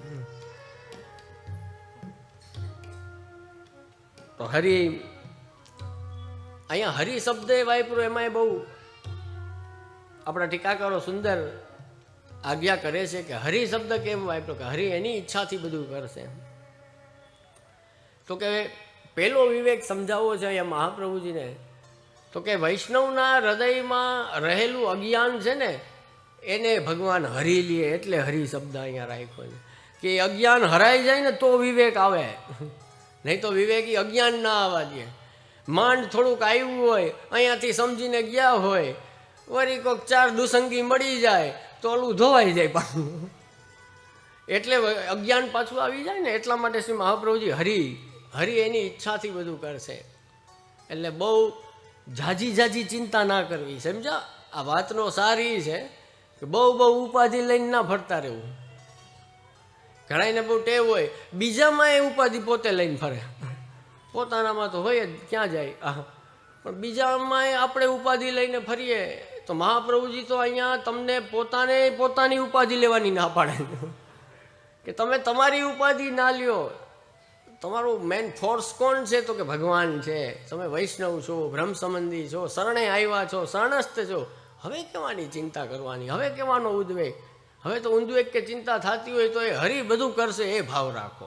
મારા પ્રભુ ગિરિરાજધારી છે, મારા પ્રભુ હરિ છે, એ સર્વ સમર્થ છે, એ બધું કરશે. તો આપણને તરત એમ થાય કે અચ્છા ભગવાન જ બધું કરે છે, તો હાલો ભગવાન પાસે જ બધું માગીએ. આપણે પાકા બહુ રહ્યા ને, માણસ જાત પોતાને પાકી બહુ માને, એમ કે અમે તો બહુ પાકા છીએ. મહાપ્રભુજીએ પેલો વિવેક સમજાવ્યો, અથવા બે વિવેક ગણી લો કે બે વિવેક સમજાવ્યા કે હરિ પોતાની ઈચ્છાથી કરશે અને પોતાના નિજજનોની ઈચ્છાથી કરશે. તો હવે આપણને તરત જીવ સહજ એમ મનમાં જાગે કે જો હરિ અચ્છા આ જગ્યાએથી જ કામ બધું થવાનું હોય તો હાલો હવે ત્યાં જઈને આપણા રોદણા રોઈએ. ત્યાં જોઈને આપણું ડિમાન્ડ લિસ્ટ બધાના હોય જ છે. દરેક જીવના મનમાં કોક પ્રગટ કરતું હોય ને કોક પ્રગટ ના કરતું હોય, પણ એક ડિમાન્ડનું લિસ્ટ આખું તૈયાર જ હોય. એ લખ્યું ના હોય, અંદર લખેલું જ હોય. એમાં બધી ડિમાન્ડો હોય જ. એના માટે તરત આપ બીજો શ્લોક વિવેક ધૈર્યાશ્રયનો આપ આજ્ઞા કરે છે કે પ્રાર્થિત એવા તતઃ કિંશાત સ્વામ્યભિપ્રાય સંશયાત સર્વત્ર તસ્ય સર્વમ હિ સર્વ સામર્થ્ય વેવચ. જીવને તરત એમ થાય કે હરિ એની ઈચ્છાથી બધું કરતા હોય તો ચાલો ને હું ઠાકોરજી પાસે જ હવે બધું માગું, પ્રાર્થના કરું. પ્રાર્થના એટલે સારી રીતની અર્થના સારી રીતે માગણી કરવી, એનું નામ પ્રાર્થના. તો અહીંયા આપણને આચાર્યચરણ ત્રીજો વિવેક સમજાવે છે કે પ્રાર્થિત એવા તતઃ કિમ સ્યાત. પ્રાર્થના કરવાથી શું મળી જાય? તમને તમારા સ્વામી ઉપર ભરોસો નથી? તમારા સ્વામીનો અભિપ્રાય તમે જાણતા નથી? એ તો આપણા પોતાના સ્વામીના અભિપ્રાય ઉપર કે એની ઈચ્છા ઉપર સંશય કરવા જેવું છે, શંકા કરવા જેવું છે. એક બાજુ આપણે એમ કહીએ કે ભગવાન અંતર્યામી છે, એ તો બધાયના હૃદયની જાણનારા છે, તો પછી આ પ્રાર્થના કરવાનો બહુ અર્થ રહેતો નથી. જો જાણે જ છે તો એને ઘણી શા માટે એકને એક વાત કરવી? તમે પોતે તમારા પોતાના ઉપર લ્યો ને. તમારી પાસે તમને જે વાતની ખબર હોય ને એ જ વાત આવીને 10 જણા અલગ રીતના તમને કીધે રાખે તો તમને 11મો આવે ત્યારે તો કંટાળો આવી શકે ને. કદાચ ગમે એવો ધૈર્યવાન હોય તો એ પછી 11મી વખત તો એને એમ થાય જ કે હવે તો ભાઈ બસ ઓવર થઈ ગયું. હવે ભગવાનનું વિચારો કેટલું ઓવર થઈ જતું હોય. બધાનું બધું હરિરાય મહાપ્રભુ આજ્ઞા કરે છે કે અંતર્યામી સમસ્તાનામ ભાવમ જાનાતિ માનસમ. એ બધાના માનસને જાણે છે, અંતર્યામી છે, એ અંદર બિરાજમાન જ છે. સેવા કરીએ ને, સેવા કરીએ આપણે ઠાકોરજીની સામે સ્વરૂપ બિરાજે, એની સેવા કરતા રહ્યો. પછી ચેતસ્થ પ્રણમ સેવા થાય, ચિત્ત એમાં ચોટે, ચિત્ત પરોવાઈ જાય, એ રીતની સેવા થવા માંડે. પછી સીધું શું થાય તો કે અંતર્યામી જે અંદર તો બિરાજમાન છે જ, એનું અને આપણા સેવ્ય સ્વરૂપનું કનેક્ટ થઈ જાય. સમજાણી વાત? એ બંનેનું કનેક્ટ થાય એટલે પછી બધું પછી ઠાકોરજીની આજ્ઞાઓ થવા માંડે, ઠાકોરજીની પ્રેરણા થવા માંડે, ઠાકોરજી વિવિધ જાતની આજ્ઞાઓ કરે, એ બધું પછી ચાલુ થાય. તો સેવા, બહારની સેવા કરીએ છીએ એ કેના માટે કરીએ છીએ? તો કે અંતર્યામી સાથેનું આપણું જે કનેક્ટ તૂટી ગયું છે એ કનેક્ટ પાછું જોડવા માટેનું એક માધ્યમ આપણને આપ્યું છે.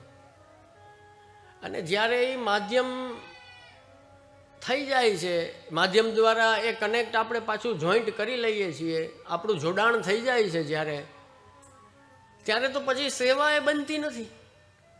દાખલા તરીકે વ્યસન દશાના અમુક ઉદાહરણો છે, કે માનસી સિદ્ધ થયાના અમુક ઉદાહરણો છે.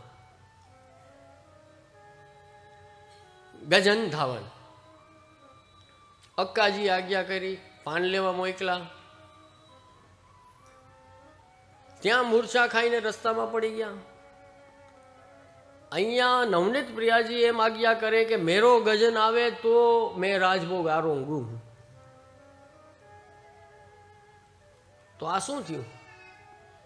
સેવાય નથી બનતી. આપણો સેવા એ મુખ્ય ધર્મ ને મુખ્ય કર્તવ્ય, પણ એક સ્થિતિ ભક્તની એવી આવી જાય કે ત્યારે સેવાય ન થાય. અને ઠાકોરજીને એમ થાય કે આ સેવા ન કરે તે વાંધો, તું અહીં બેઠો રહે ને ખાલી,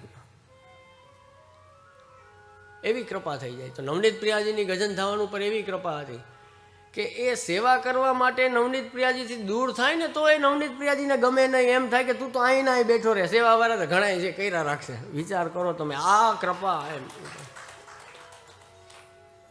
તો એમને અંતર્યામી સાથે જોડાણ થઈ ગયું.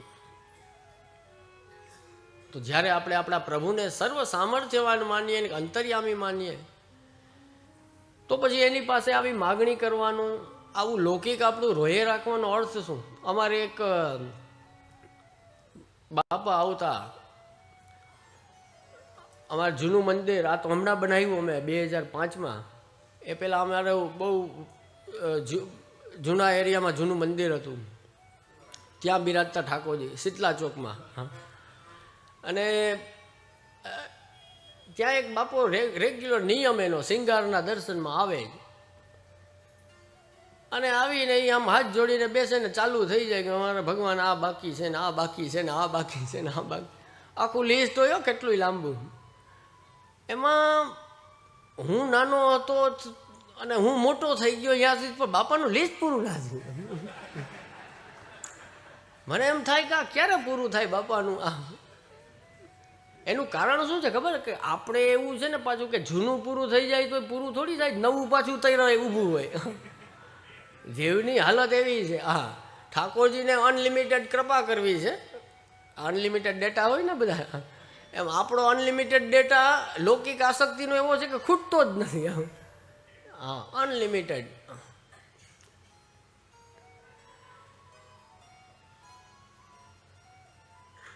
બહુ સરળ ગુજરાતીમાં આપણે ત્યાં અમારા કીર્તનિયા હેમાભાઈ દાઢી લીલા કરે ને, પ્રભુ પાસે નવ માગીએ, માગે પસ્તાવો થાય, અને ઉદાસી આવે મારા નાથને, એ તો વેપાર સરીખું ગણાય. આ જ મહાપ્રભુજીની વાત સરળ ગુજરાતીમાં આપણા ભગવતીઓ ધોળમાં સમજાવે. વેપાર તો મારા વાલા આપણે બધાય 24 કલાક માંડીને બેઠા જ, બધે હિસાબ કિતાબ સિવાય વાત જ નથી અત્યારે. સ્વાર્થના સંબંધ બધાય.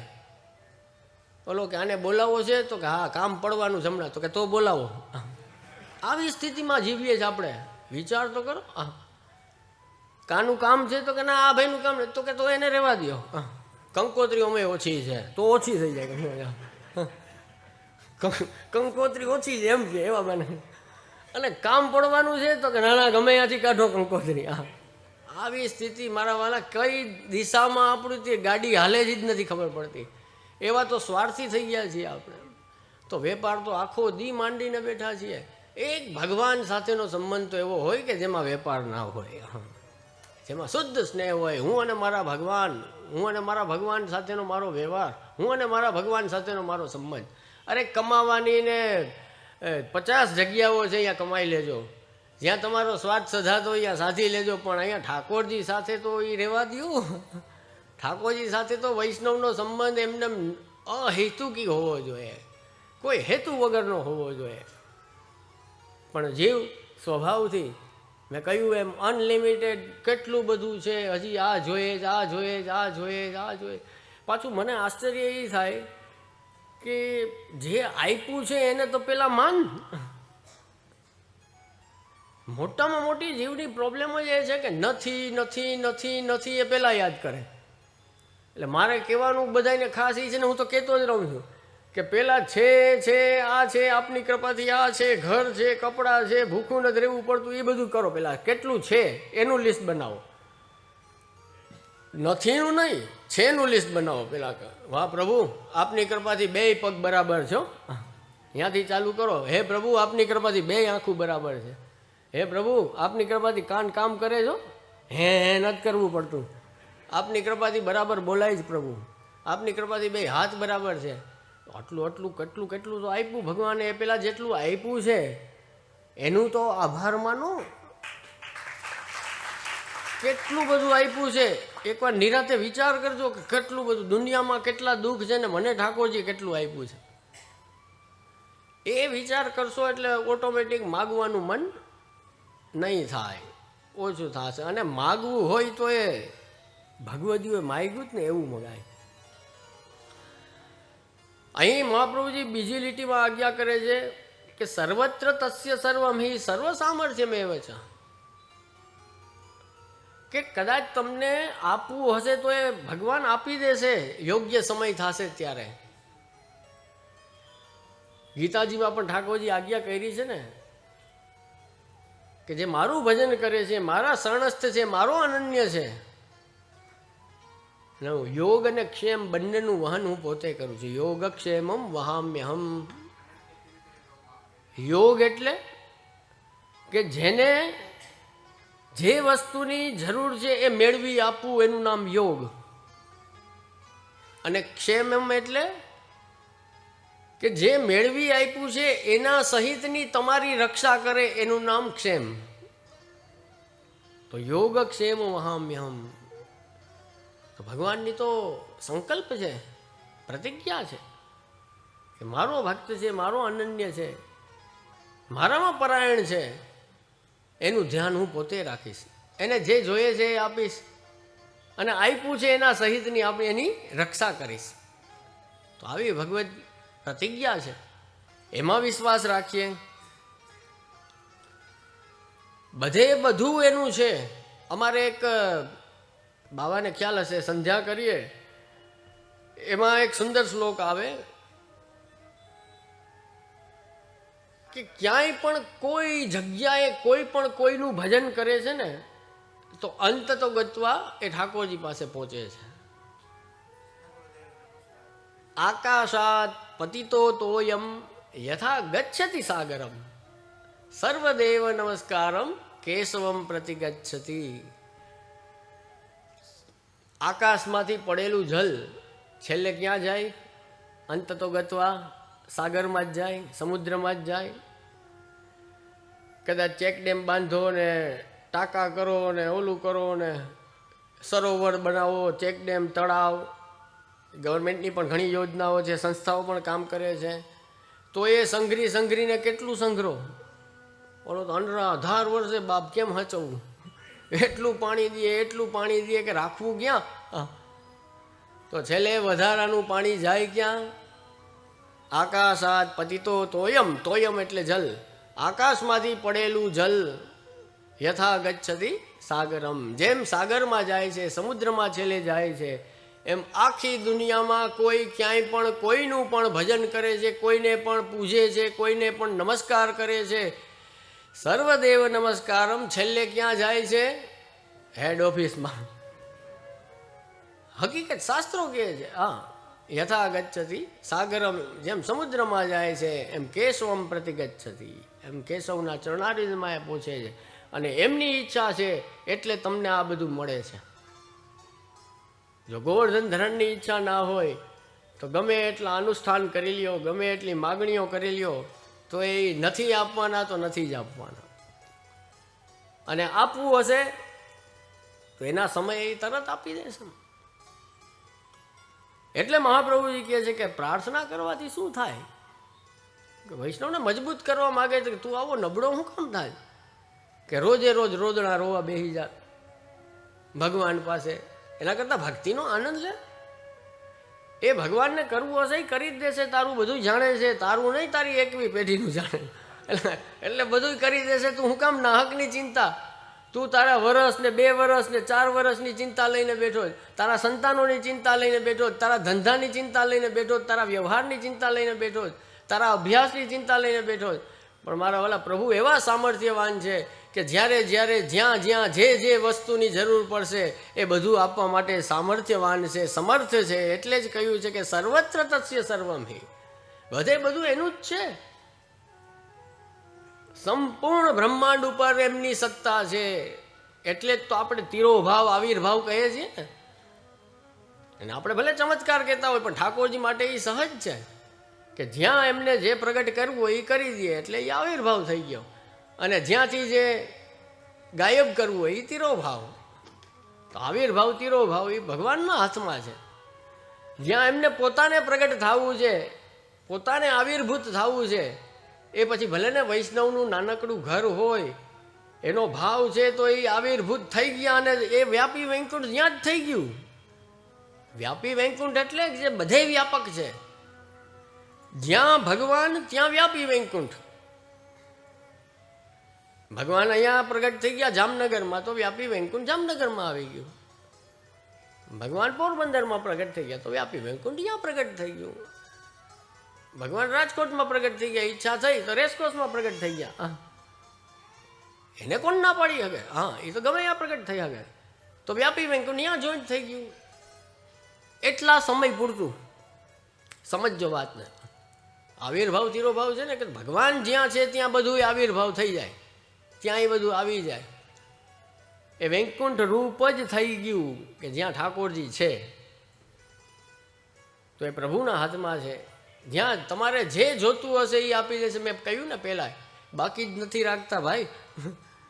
એ ભાવના કરતા રહ્યો ને કે આવું થાય, આવું થાય, આવું થાય, આવું થાય, એટલે એક દી ભગવાન આપી જ દે અમુક વર્ષે. ને પછી એ કદાચ થોડું ઘણું બાકી રહી ગયું હોય ને તો આવતા જન્મે દઈ દેશે, બાકી નહીં રાખે. આ જન્મે કદાચ ઓલો અધૂરી ઈચ્છા લઈને મરે તો ભગવાન કે ઓહો આ બાકી 2-3 રહી ગઈ જ ને, આવતા જન્મે પૂરી કરી દો. એટલે જ કહે છે કે લૌકિક ઈચ્છાઓ શા માટે રાખવી અધૂરી? ઈચ્છાઓ તો વૈષ્ણવની કાંઈ બાકી રહીએ તો અલૌકિક રહીએ, કંઈ બાકી રહ્યું હોય તો મનોરથ, અલૌકિક મનોરથ રહીએ. બીજી આવી લૌકિક ઈચ્છાઓ બાકી ના રહીએ કે એના માટે પાછા જન્મ લેવા પડે. બાકી મારો 100% સાચી વાત છે. અગર લૌકિક ઈચ્છા બાકી રહી ગઈ, અગર લૌકિક આપણું કંઈ રહી ગયું, એવી વાસનાઓ આપણા હૃદયમાં રહી ગઈ, તો આપણે ત્યાં શાસ્ત્રોએ કહ્યું છે કે જીવ છે મૃત્યુ સમયે જે કામનાઓ અને ઈચ્છાઓ અધૂરી રહી ગઈ હોય ને, એટલે એનો સૂક્ષ્મ દેહ જે નીકળે છે ને એ વાસના સહિત નીકળે છે. એ વાસનાઓની દુર્ગંધને લઈને જાય છે અને એના મેચિંગ પ્રમાણેનો પાછો દેહ મળે એટલે એને પાછો જન્મ ભગવાન ત્યાં આપી દે છે. તો ભગવાન કાંઈ બાકી રાખશે જ નહીં. ભગવાનને ઉધારી ગમતી જ નથી, આપી જ દેવાના છે. પણ આપણે સારું ભાવન કરશું તો સારું મળશે, આપણે ખરાબ ભાવન કરશું તો ખરાબ મળશે. બધું સામર્થ્ય એનામાં છે પ્રભુ. એટલે જ ચતુશ્લોકીમાં આપે બીજો પુરુષાર્થ જે સમજાવ્યો ને એમાં આપ આજ્ઞા કરે છે કે અર્થો હરી રહેવહી, કે ઠાકોરજી તમારા ઘરે જે મહાપ્રભુજી ગુસાઈજીએ પધરાવી દીધા છે ને, એમની કૃપાથી બિરાજે ને ગુરુદેવે પધરાવી દીધા, એ હરિ જ અર્થરૂપ છે. એ ઠાકોરજી પોતે જ અર્થરૂપ છે. હવે બીજા અર્થ પુરુષાર્થની જરૂરત ક્યાં છે તમારે? એને જ સર્વસ્વ માનો, એને જ સામર્થ્યવાન માનો, એટલે એ બધું કરી દેશે. તમારું જે કાંઈ છે એ બધું કરવા માટે સામર્થ્યવાન પણ એ જ છે. સાચા પતિ જેને કહે ને, અત્યારે લૌકિક પતિ નહીં હો, લૌકિક પતિ તો બિચારો નાય કરી શકે. લૌકિક પતિ તો પતિ નહીં પણ ઓલો પતિ ગયો જ બિચારો. લૌકિક પતિની તો એવી ક્યાં તાકાત રહી છે. હા, કારણ કે હવે કોકો જેમ ઓલા શાહજહાન એની બેગમ કહી ગઈ કે મેરે લીએ તાજમહેલ બના દો. હા, તો ઓલા મુગલ તો હતા જ અડધા ગાંડા, તો બનાવી નાખ્યું. હા, અત્યારના તમને કોઈક કહે તો બધાની ત્રેવડ હોવી જોઈએ ને. હા, મકાન લીધું એના EMI ચાલુ છે, ને થવું હોય તાજમહેલનું કે તો મારે ક્યાંથી આમાં બધું ના થાય ને સેટિંગ. પ્રેક્ટિકલી સમજો તો ઓલો પતિ બિચારો હપ્તા ભરતો હોય ને ઓલીની ડિમાન્ડ પૂરી ના થતી હોય, પણ કૃષ્ણ એવા સામર્થ્યવાન પતિ છે કે એ તો ગમે એ કરી શકે, કાંઈ પણ કરી શકે. એ તમારી બધી કામનાઓ ઈચ્છાઓની પૂર્તિ એમાં એવું સામર્થ્ય છે, એમાં એ સમર્થ છે કે એ પૂરા કરી શકે. એવા પતિ આપણા પ્રભુ છે. તો એ પ્રભુને માગી માગીને હેરાન ના કરાય. એને ઉદાસી આવે મારા નાથને કે આ ભક્તિ કરવા આવ્યો જ કે માગ માગ કરવા આવ્યો એમ થાય ને. તમારી પાસે આખો દી કોક માગ્યા રાખે તો કંટાળો ને. હવે તો આને આપી દો ને તો જાન છૂટે. સાંજે તો કહી જ દે માણસ, સવારે સહન કરે, બપોરે સહન કરે, 4 વાગ્યા સુધી સહન કરે, પછી ઓલું ચા પી લે, પછી એમ કહો હવે તો હું કર પૂરું કરવાનું, જે કંઈ કામ હોય એટલે છૂટો થાય. સીધી વાત છે. આપણે કંટાળી જાય તો ઠાકોરજી પાસે તમે વિચારો, દુનિયા આખીના કેટલા લોકો, મર્યાદામાં તો કેવી ખરાબ સ્થિતિ, જે આવી ઘંટ વગાડી કે હે દે ભગવાન, આ દે ને ઓલું દે ને આ દે ને. ઠાકોરજીને એમ થાય કે આ બધાને દેવા માટે જ ઓફિસ ખોલી જ. અમારે એક વૈષ્ણવ આવતા, એના બાપા વૈષ્ણવ, અમારા દાદાજીની બહુ કૃપા. તો બાઇકમાં આવીએ, ઉતારી જાય, પણ એ કોઈ દી હવેલીમાં ના આવે. પછી એના બાપા એને કે તું કેમ કોઈ દી હવેલીમાં ના આવવાનું? તો કે મને એમ થાય કે આ દુનિયા કેવી, કે આ કઈ બધા પોતાના સ્વાર્થ માટે ને પોતાનું કામ બધું કરવા માટે આખો દી ઠાકોરજીને હેરાન કર્યા રાખે, બધા ભગવાન પાસે માગ્યા રાખે ને આમ ને તેમ. અરે દીકરા, આપણે વૈષ્ણવ છીએ, પુષ્ટિ માગના. બાપાએ સમજાવ્યો પછી એને કે તને ખબર નથી? તો કે ના. તો અરે આપણા ધર્મમાં એ નથી. આપણા ધર્મમાં તો ઉલટાની મહાપ્રભુજીએ ના પાડી કે ઠાકોરજી પાસે કાંઈ માગવાનું નહીં. એ ચાલુ થઈ ગયો બીજે દી હવેલી આવતો. બોલો, આવો એ ભાવવાળા છો, એવા નથી. આ ઉદાહરણ તમને આ અમારે અહીંયા આવતો વૈષ્ણવ જ છે. હવે નામ નથી દેવો કોઈનું, પણ તમે આ પ્રસંગ સમજો ખાલી. એના પિતાને રોજ મૂકવા આવે હવેલી, એ પોતે ના આવે. અને કારણ પૂછ્યું જ્યારે એના પિતાએ કે કેમ નથી આવતો, તો એ એમ બોલ્યો કે બધાય ભગવાનને હેરાન કરવા આવે અહીંયા ને માગ કર્યા રાખે પોતાના લૌકિક માટે. એવું થોડી કરાય, ઠાકોરજીને એમ થોડી હેરાન કરાય. એને કંઈ પુષ્ટિ માર્ગનું જ્ઞાન નહોતું, ખાલી પોતાની સમજ એવી હતી. પછી પેલા બાપે એને સમજાવ્યું કે અરે દીકરા, તું કેત ને એ જ મહાપ્રભુજી આજ્ઞા 500 વર્ષ પહેલાં કરી દીધી કે ઠાકોરજી પાસે માગ ન કરાય. અને અત્યારે તો એ ખૂબ દોડી દોડીને સેવા કરે જેવો વૈષ્ણવ થઈ ગયો અમારે. બાપા તો પહોંચી ગયા, પણ એનો દીકરો એવો વૈષ્ણવ થઈ ગયો છે. કારણ કે એને સમજાણું કે ઓહો, પુષ્ટિ માર્ગનો સિદ્ધાંત જ આ છે કે ઠાકોરજીને માગણી કરીને હેરાન ના કરે. ઓમે તમને હું ઉદાહરણ આપું. તમારા અહીંયા જામનગરના કલેક્ટર હોય, બરાબર? હવે કોક આ નાનું ગામડું કોઈ પણ લઈ લ્યો તમારું જિલ્લાનું, જામનગર કલેક્ટર એટલે આખા જામનગર જિલ્લાનો રાજા કહેવાય. આખા જામનગર જિલ્લાની સત્તા એની પાસે છે. એ જામનગર કલેક્ટર પાસે કોક તમારા ગામડાનું કયું ગામ લેવું? ખંભાળિયા જિલ્લો બદલાઈ જાય ભાઈ. આ નજીક વાળું કોઈ પણ લઈ લ્યો, આ બે રાજા ને નાનું કોઈ પણ ગામડું, હરિપર કે કાંઈ પણ નાનું ગામડું હોય એ લઈ લ્યો. એની એક ગલીમાં ને એક શેરીમાં ગટર ઉભરાઈ ગઈ કે ડ્રેનેજનો પ્રોબ્લેમ થયો, એ નાનકડા ગામડાનો માણસ અહીંયા જામનગર કલેક્ટર ઓફિસમાં આવીને એમ કહે કે અમારું આ નાનું ગામડું, આ તાલુકાનું ને એની એક ગટર ઉભરાઈ ગઈ. એટલે કલેક્ટર જવાબ દે, એ શું કહે કે પેલા ભાઈ તું પંચાયતમાં જા, અહીંયા સરપંચને કહે. બરાબર કે નહીં? તો જો આપણા લૌકિક ઉદાહરણથી તમને આ બધા વૈષ્ણવ બહેનો છે એમનું એક ઉદાહરણ દઈ દઉં. તમે આ કલેક્ટરના ઉદાહરણથી સમજી ગયા. બહુ મોટા લેવલની પોસ્ટ હોય તો અહીંયા નાનું કામ લઈને ના જવાય, બરાબર? તમારે શાક સુધારવું, બટેટા ને કાંઈ પણ શાક સબ્જી સુધારવી છે તમારે, તો તલવાર લઈને જવાય? ઓલા કે આવો તો જરાક, આપણે અહીંયા ટોકરી શબ્દ વાપરે ને કે ટોકરી સિદ્ધ કરવી. હા, એ કે શાક સુધારવું તો આવો તો જરાક. તો આમ 2-4 જણા તલવારો લઈને આવતા હોય કેવું લાગે? હા, તો ક્યાં જાઓ છો? તો કે બટેટા કાપવા. અહીંયા થોડી શાકમાં કઈ તલવાર જોઈએ? શાકમાં શું જોઈએ ખબર છે ને? ચાકુ. હા, પછી જ્યાં સોયની જરૂર હોય ત્યાં ચાકુ હાલે? ફાટી જાય કપડું. એ સોય જ જોઈએ. જ્યાં સોયની જરૂર છે ત્યાં સોય જોઈએ, જ્યાં ચાકુની જરૂર છે ત્યાં ચાકુ જોઈએ, અને જ્યાં તલવારની જરૂર છે, હવે તો બધી લગભગ કટાઈ ગઈ, બાકી જ્યાં તલવારની જરૂર છે ત્યાં તલવાર જોઈએ. બરાબર ને? જ્યાં જેની જરૂરિયાત હોય એ પ્રમાણે કરવાનું હોય. બહુ ઊંચી પોસ્ટ ઉપર હોય ને તમે ત્યાં તમારું નાનું નાનું ગામડાનું કામ લઈને જાઓ તો એ જવાબ ના દે, એ ટાઈમ ના આપે. હવે વિચાર કરો મારા વાલા, આ તો મેં તમને ખાલી એક જિલ્લાના સત્તાધીશ એવા કલેક્ટરનું ઉદાહરણ આપ્યું, જ્યારે આપણા પ્રભુ તો આ 14 લોક બ્રહ્માંડના અધિપતિ છે. એટલું સામર્થ્ય એમનું છે, એટલી ઊંચી પોસ્ટ એમની છે, અને ત્યાં તમે જઈને એમ કહો કે મારા દીકરાનું ક્યાંય ગોઠવાતું નથી.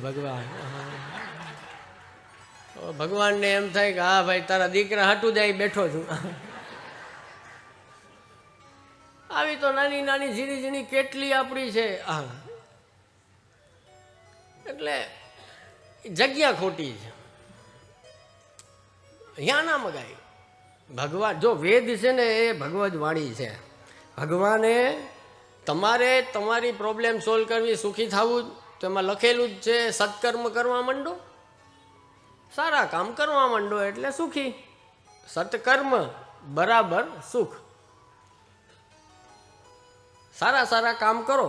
11 બ્રાહ્મણને કંઈક દેવાય, ગાય નીકળે તો લીલું ન ખાય, કોક દી ગાય આડી ઊભી રહે, બરાબર? કોક દી ગાયને કંઈક ખવડાવ્યું હોય તો ગાય આડી ઊભી રહી આપણા કર્મ જ્યારે નડતા હોય ત્યારે. તો આવા સત્કર્મો શાસ્ત્રમાં આજ્ઞા કર્યા છે એ કરવા માંડો એટલે શું કીધા? એમાં ઠાકોરજીને પરિશ્રમ દેવાની જ જરૂર નથી. ઠાકોરજીને તો એમ વિનંતી કરાય કે ઓલું કે ને નાગર નંદ કિશોર કબ દેખોગે મેરી ઓર, એમ કે પ્રભુ આપની કૃપા દ્રષ્ટિ ક્યારે થાય મારી ઉપર, કે આ જીવમાં કંઈક સુધારો આવે. આપની કૃપા દ્રષ્ટિ થાય, ભગવતીઓની કૃપા દ્રષ્ટિ થાય તો જીવમાં કંઈક સુધારો આવે. દર્શને એટલે જ જાય ને કે તમને કોઈ ભગવતી સમજાવે કે દર્શન આમ થાય તો તમને ખબર પડે કે ઓહો ઠીક, દર્શન તો ઠાકોરજીના આમ કરવાના છે. પણ કદાચ કાંઈ ખબર ના પડતી હોય તો એ મોટામાં મોટું કામ શું થાય? તમે અહીંયા શ્રી મદન મોહનલાલ ગદાધરદાસજીના સેવ્ય એમની સન્મુખ થતા હશો તો તમને કદાચ મદન મોહનજીના દર્શન કરતા આવડે ના આવડે, પણ એક મોટું કામ એ થાય છે કે મદન મોહનજીની કૃપા દ્રષ્ટિ રોજ તમારી ઉપર થાય. મોટામાં મોટું કામ એ થાય છે. જીવને તો શું આવડે? દર્શન કરતા એ આવડવા જોઈએ ને. જે વ્રજ ભક્તો ગોપીજનો દર્શન કરે, બરહા પીડમ નટવર વપુ કરણીયો કર્ણિકારમ બિભ્રદ્વાસ કનક કપિસમ વેજી અંતિમ ચમાલામ રંધ્રાણ વેણોર અધર સુધયા પૂરેન ગોપ વૃંદે વૃંદારણ્યમ સ્વપદ રમણમ પ્રાવિશદ ગીત કીર્તે. વ્રજ ભક્તો ઊભા ઊભા દર્શન કરે છે. ઠાકોરજી ગાયો ચરાવીને પાછા વ્રજમાં પધારે છે. કેવું સુંદર સ્વરૂપ! એ પ્રમેયનું સાક્ષાત સ્વરૂપ વેણુ ગીતમાં આપણને બતાવ્યું છે. વ્રજ ભક્તો નયનોથી અર્ચના કરે છે, આરતી કરે છે પ્રભુની, પોતાના નેત્રોથી આરતી કરે છે. તો દર્શન તો એ કરી ગયા, પણ આપણને દર્શન કરતા કદાચ ના આવડે તો કાંઈ નહીં, પ્રભુની કૃપા દ્રષ્ટિ આપણી ઉપર થાય ને તો એ ઘણું થઈ જાય. એટલા માટે સન્મુખ થવું જરૂરી છે.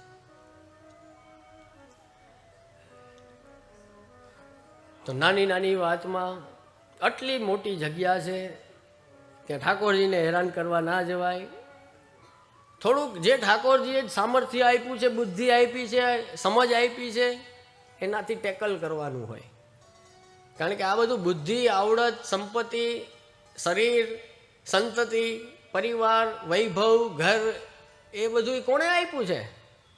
એ બધું ભગવાને જ આપેલું છે ને. તો એનો ઉપયોગ કરો અને સમસ્યા સોલ્વ થાય એનો રસ્તો કાઢો, એનું નિરાકરણ લાવો.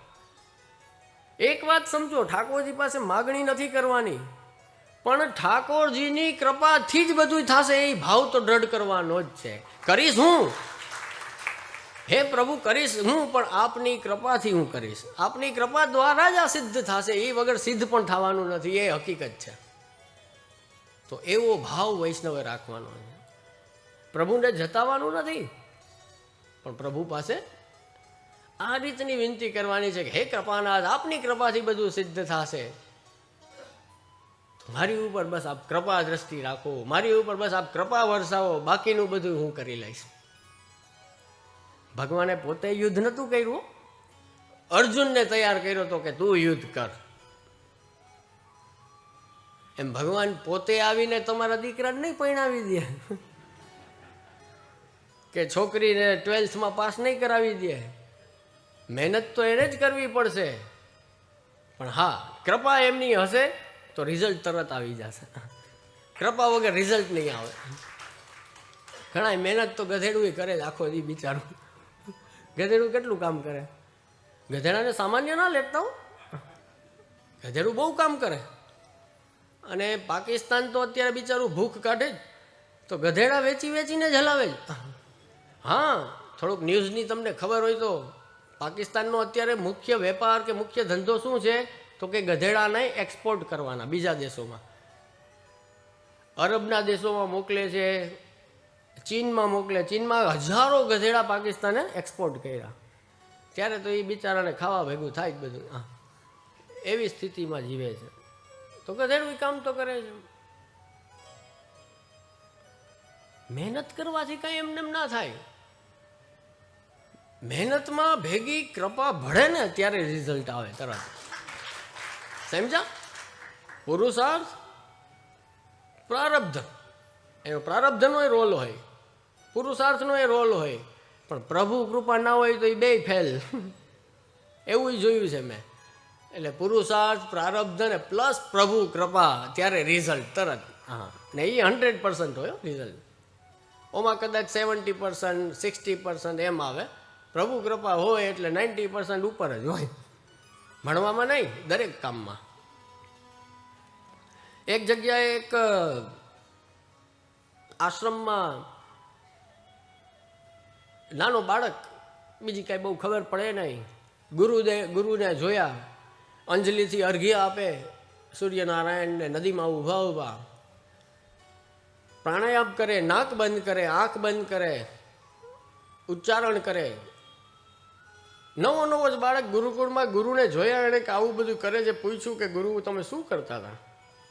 ગુરુને એમ થયું કે હજી તો આ નવો 1-2 દિવસ થયા જ, નવો આવ્યો છે, આને શું લાંબુ સમજાવવું કે આ પ્રાણાયામ કહેવાય ને આમાં મંત્રનો ઉચ્ચારણ કરવાનું હોય ને આમ રહેવાનું હોય ને તેમ કરવાનું, આ ત્રિઆચમનને આ અર્ઘ્યને. એટલે ગુરુએ ટૂંકું કહી દીધું એ કે હું આ આંખને નાક બંધ કરીને ભગવાન સાથે વાતો કરતો હું. બાળક નાનું, એના મગજમાં ફિટ થઈ ગયું કે નાક ને આંખ બંધ કરો એટલે ભગવાન વાત કરે. તો એનો જે કાંઈ એનો રૂમ હતો એ ગુરુકુળમાં, ત્યાં જઈને એ બેસી ગયો અને આંખ ને નાક કરી દીધા બંધ.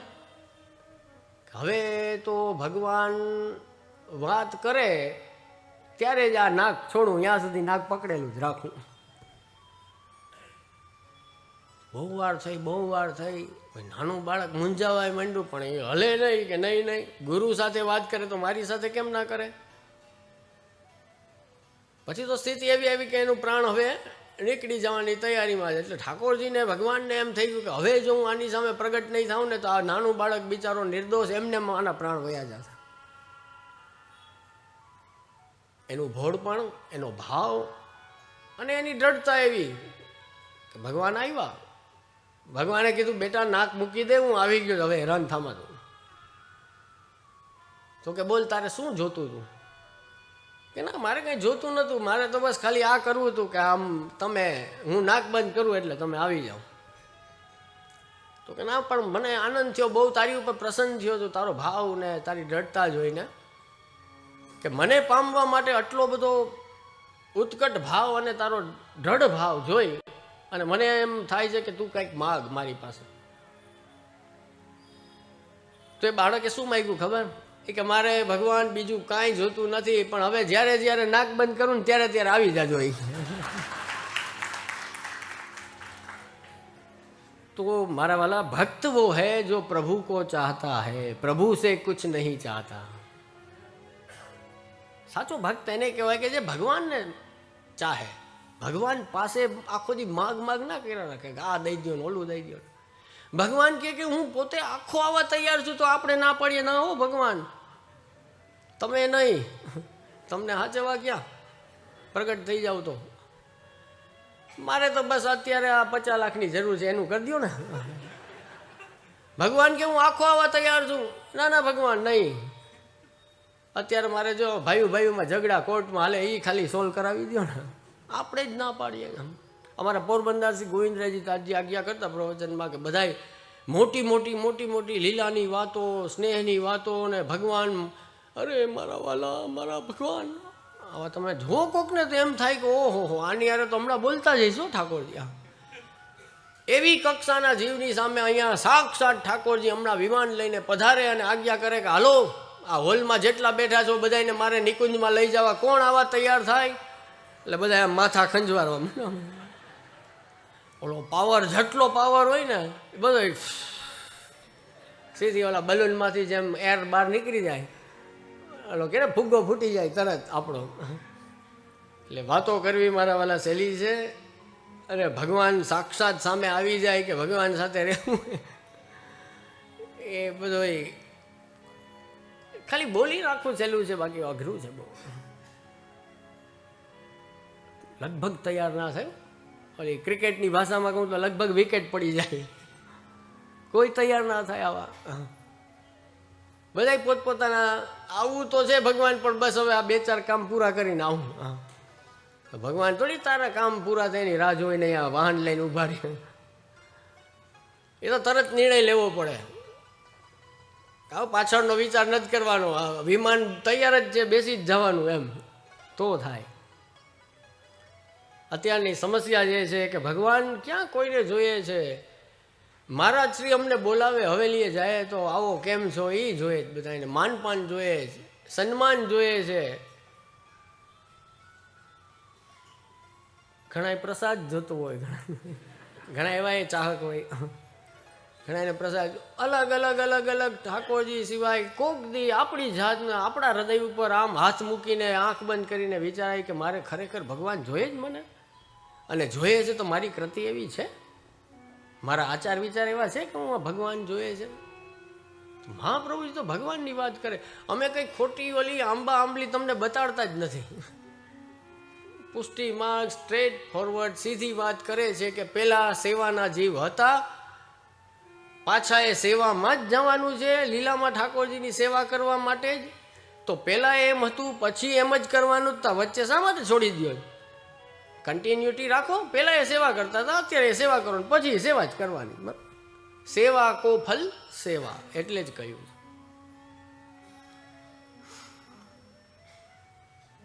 માગવું હોય તો પ્રહલાદજી જેવું મગાય. નરસિંહ ભગવાન પ્રગટ થયા કેના માટે? તો કે ભક્ત માટે. સ્તંભ ફાડીને પ્રગટ થયા. પ્રહલાદજીને માગવા કહ્યું કે માગ, પ્રસન્ન છું તારી ઉપર. પ્રહલાદજી કે મને તો ભગવદીઓનો સંગ, આપનું ભજન આપો, ભક્તિ આપો, બીજું કાંઈ જોતું નથી. વૃત્રાસુર જેવો વૃત્રાસુર ચતુશ્લોકીનો આનંદ લે. એ કેટલું સુંદર છે જો તમે. વૃત્રાસુર અસુર યોનિમાં પ્રગટ થયેલો, પણ એના વચન જુઓ તમે કેવા સુંદર, કે શ્રી મહાપ્રભુજીએ કોટ કરે. કારણ કે ભાવ આખો પુષ્ટિનો. ભલે અસુર હતો છતાંય એને માગ્યું, એ શું માગ્યું? વૃત્રાસુર બહુ સુંદર માગે છે. આપણે થોડું ઝડપથી લઈએ, થોડી વાર રાખું તો ચાલશે, વાંધો નહીં, કારણ કે આજે મોડું શરૂ થયું છે એટલે. અહમ હરે તવ પાદૈક મૂલ દાસાનુદાસો ભવિતાસ્મિ ભૂયા. આ વૃત્રાસુર કહે છે, સાંભળજો બરાબર. મનઃ સ્મરેતા સુપતેર ગુણાનામ ગૃણિત વાક કર્મ કરો તું કાયા. એ વૃત્રાસુર કહે છે કે હે પ્રભુ, મારે તો આપના દાસ બનવું છે.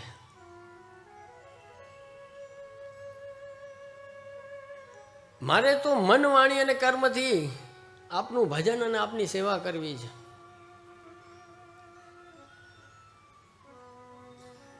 નનાક પૃષ્ઠમ નચપાર મેષ્ઠયમ સાર્વભૌમમ ન રસાધિપત્યમ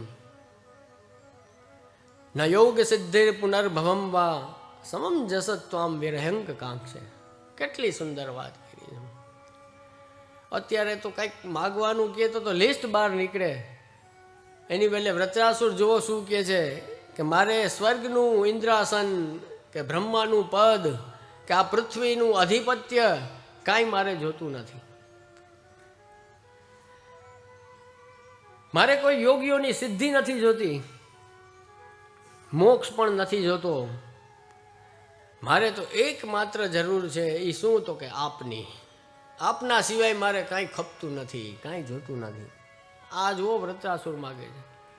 વૈષ્ણવ આખું ઊંધો હાલે, અસુર આવું માગે છે. એ વિચાર એટલે આ કહેવાનું કારણ એ કે આપણે વૈષ્ણવ છીએ ને પેલો અસુર યોનીમાં હતો. આપણે તો બહુ નજીક છીએ ઠાકોરજી ને મહાપ્રભુજીની, તો આપણા વિચાર કેમ આવા બની ગયા?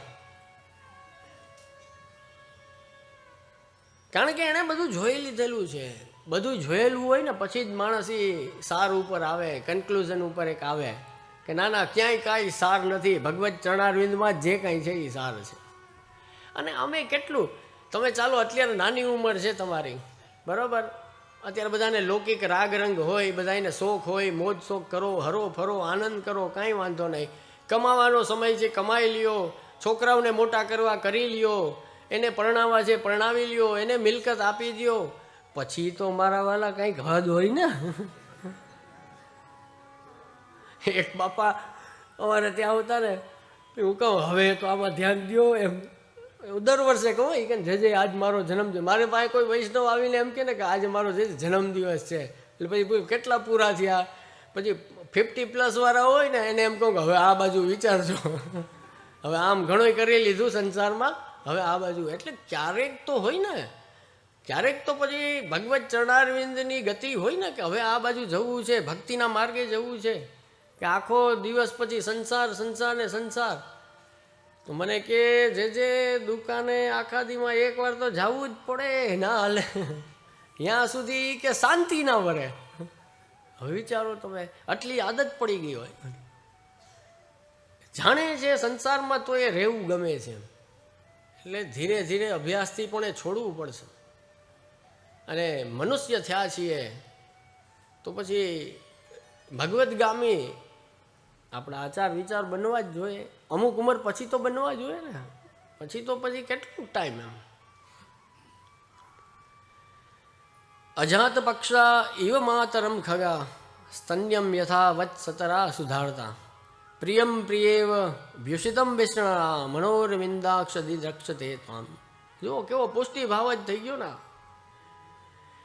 કે જેમની પાંખો ફૂટી નથી એવા પક્ષીના બચ્ચા તેમની માતાને પાસે ભોજનની અપેક્ષાથી જેમ જાય છે, કે ભૂખ્યું વાછરડું જેમ દૂધ માટે એ ગાયની રાહ જોવે છે, જેમ કોઈ પ્રિયતમા, કોઈ પ્રેમિકા હોય લૌકિકમાં, એના પ્રિયતમની કેવી રાહ જોતી હોય. એમનો પ્રેમી ક્યાંય બહાર હોય તો એની પ્રિયતમા જેમ રાહ જોતી હોય, એ કેટલી ઉત્કટતાથી રાહ જોતી હોય. ગાયનું વાછરડું એની સુધા પૂરી કરવા માટે, એની ભૂખ પૂરી કરવા માટે કેવી તત્પરતાથી ગાયની રાહ જોતું હોય. કે પક્ષીઓના બચ્ચા જે નાના છે, હજી પાંખો નથી, એની માતાની કેવી રાહ જોતા હોય. એવા ઉદાહરણો અહીંયા વૃત્રાસુર આપે છે અને સમજાવે છે અને વિનંતી કરે છે કે હે કમલનયન પ્રભુ મનોરવિંદાક્ષ, એટલે હે કમલનયન પ્રભુ, મારું મન તમારા દર્શનની એ ઝંખના માગે છે. જેવી રીતે ઓલા બધા તત્પર ને ઉત્કટ છે ને, એવો જ ઉત્કટ હું છું. કેના માટે? તો કે તમારા દર્શન માટે, બીજા કોઈક માટે નહીં. કેટલી સુંદર વાત વૃત્રાસુર અહીંયા સમજાવે. મમોત્તમ શ્લોક જનેષુ સખ્યમ. જો હવે શું માગ્યું છે એ આ શ્લોકમાં આવે છે. સંસાર ચક્રે ભ્રમતઃ સ્વગર્ભ કર્મભી ત્વન્માયયાત્મા મજદાર ગેહે સ્વાસક્ત ચિત્તસ્ય નનાથ ભૂયાત. હે નાથ, મને સદા તમારા ભગવદીઓનો સંગ મળે. મમોત્તમ શ્લોક જનેષુ સખ્યમ. સંગ કોનો મળે? ભગવદીઓનો, જે ભક્તજનો છે. કારણ કે ભીનું કપડું હોય ને, એના ભેગું ભીનું કપડું જાય તો એ ભીનું થાય. ભગવદીઓનો સંગ તો એવો છે કે તમે કદાચ ગમે એવા સૂકા હશો ને, કોઈ ભગવદી પાસે થોડીક વાર જઈને બેસશો ને તો તમે કૃષ્ણ પ્રેમમાં ભીંજાઈ જશો. એ ભગવદીઓના લક્ષણ.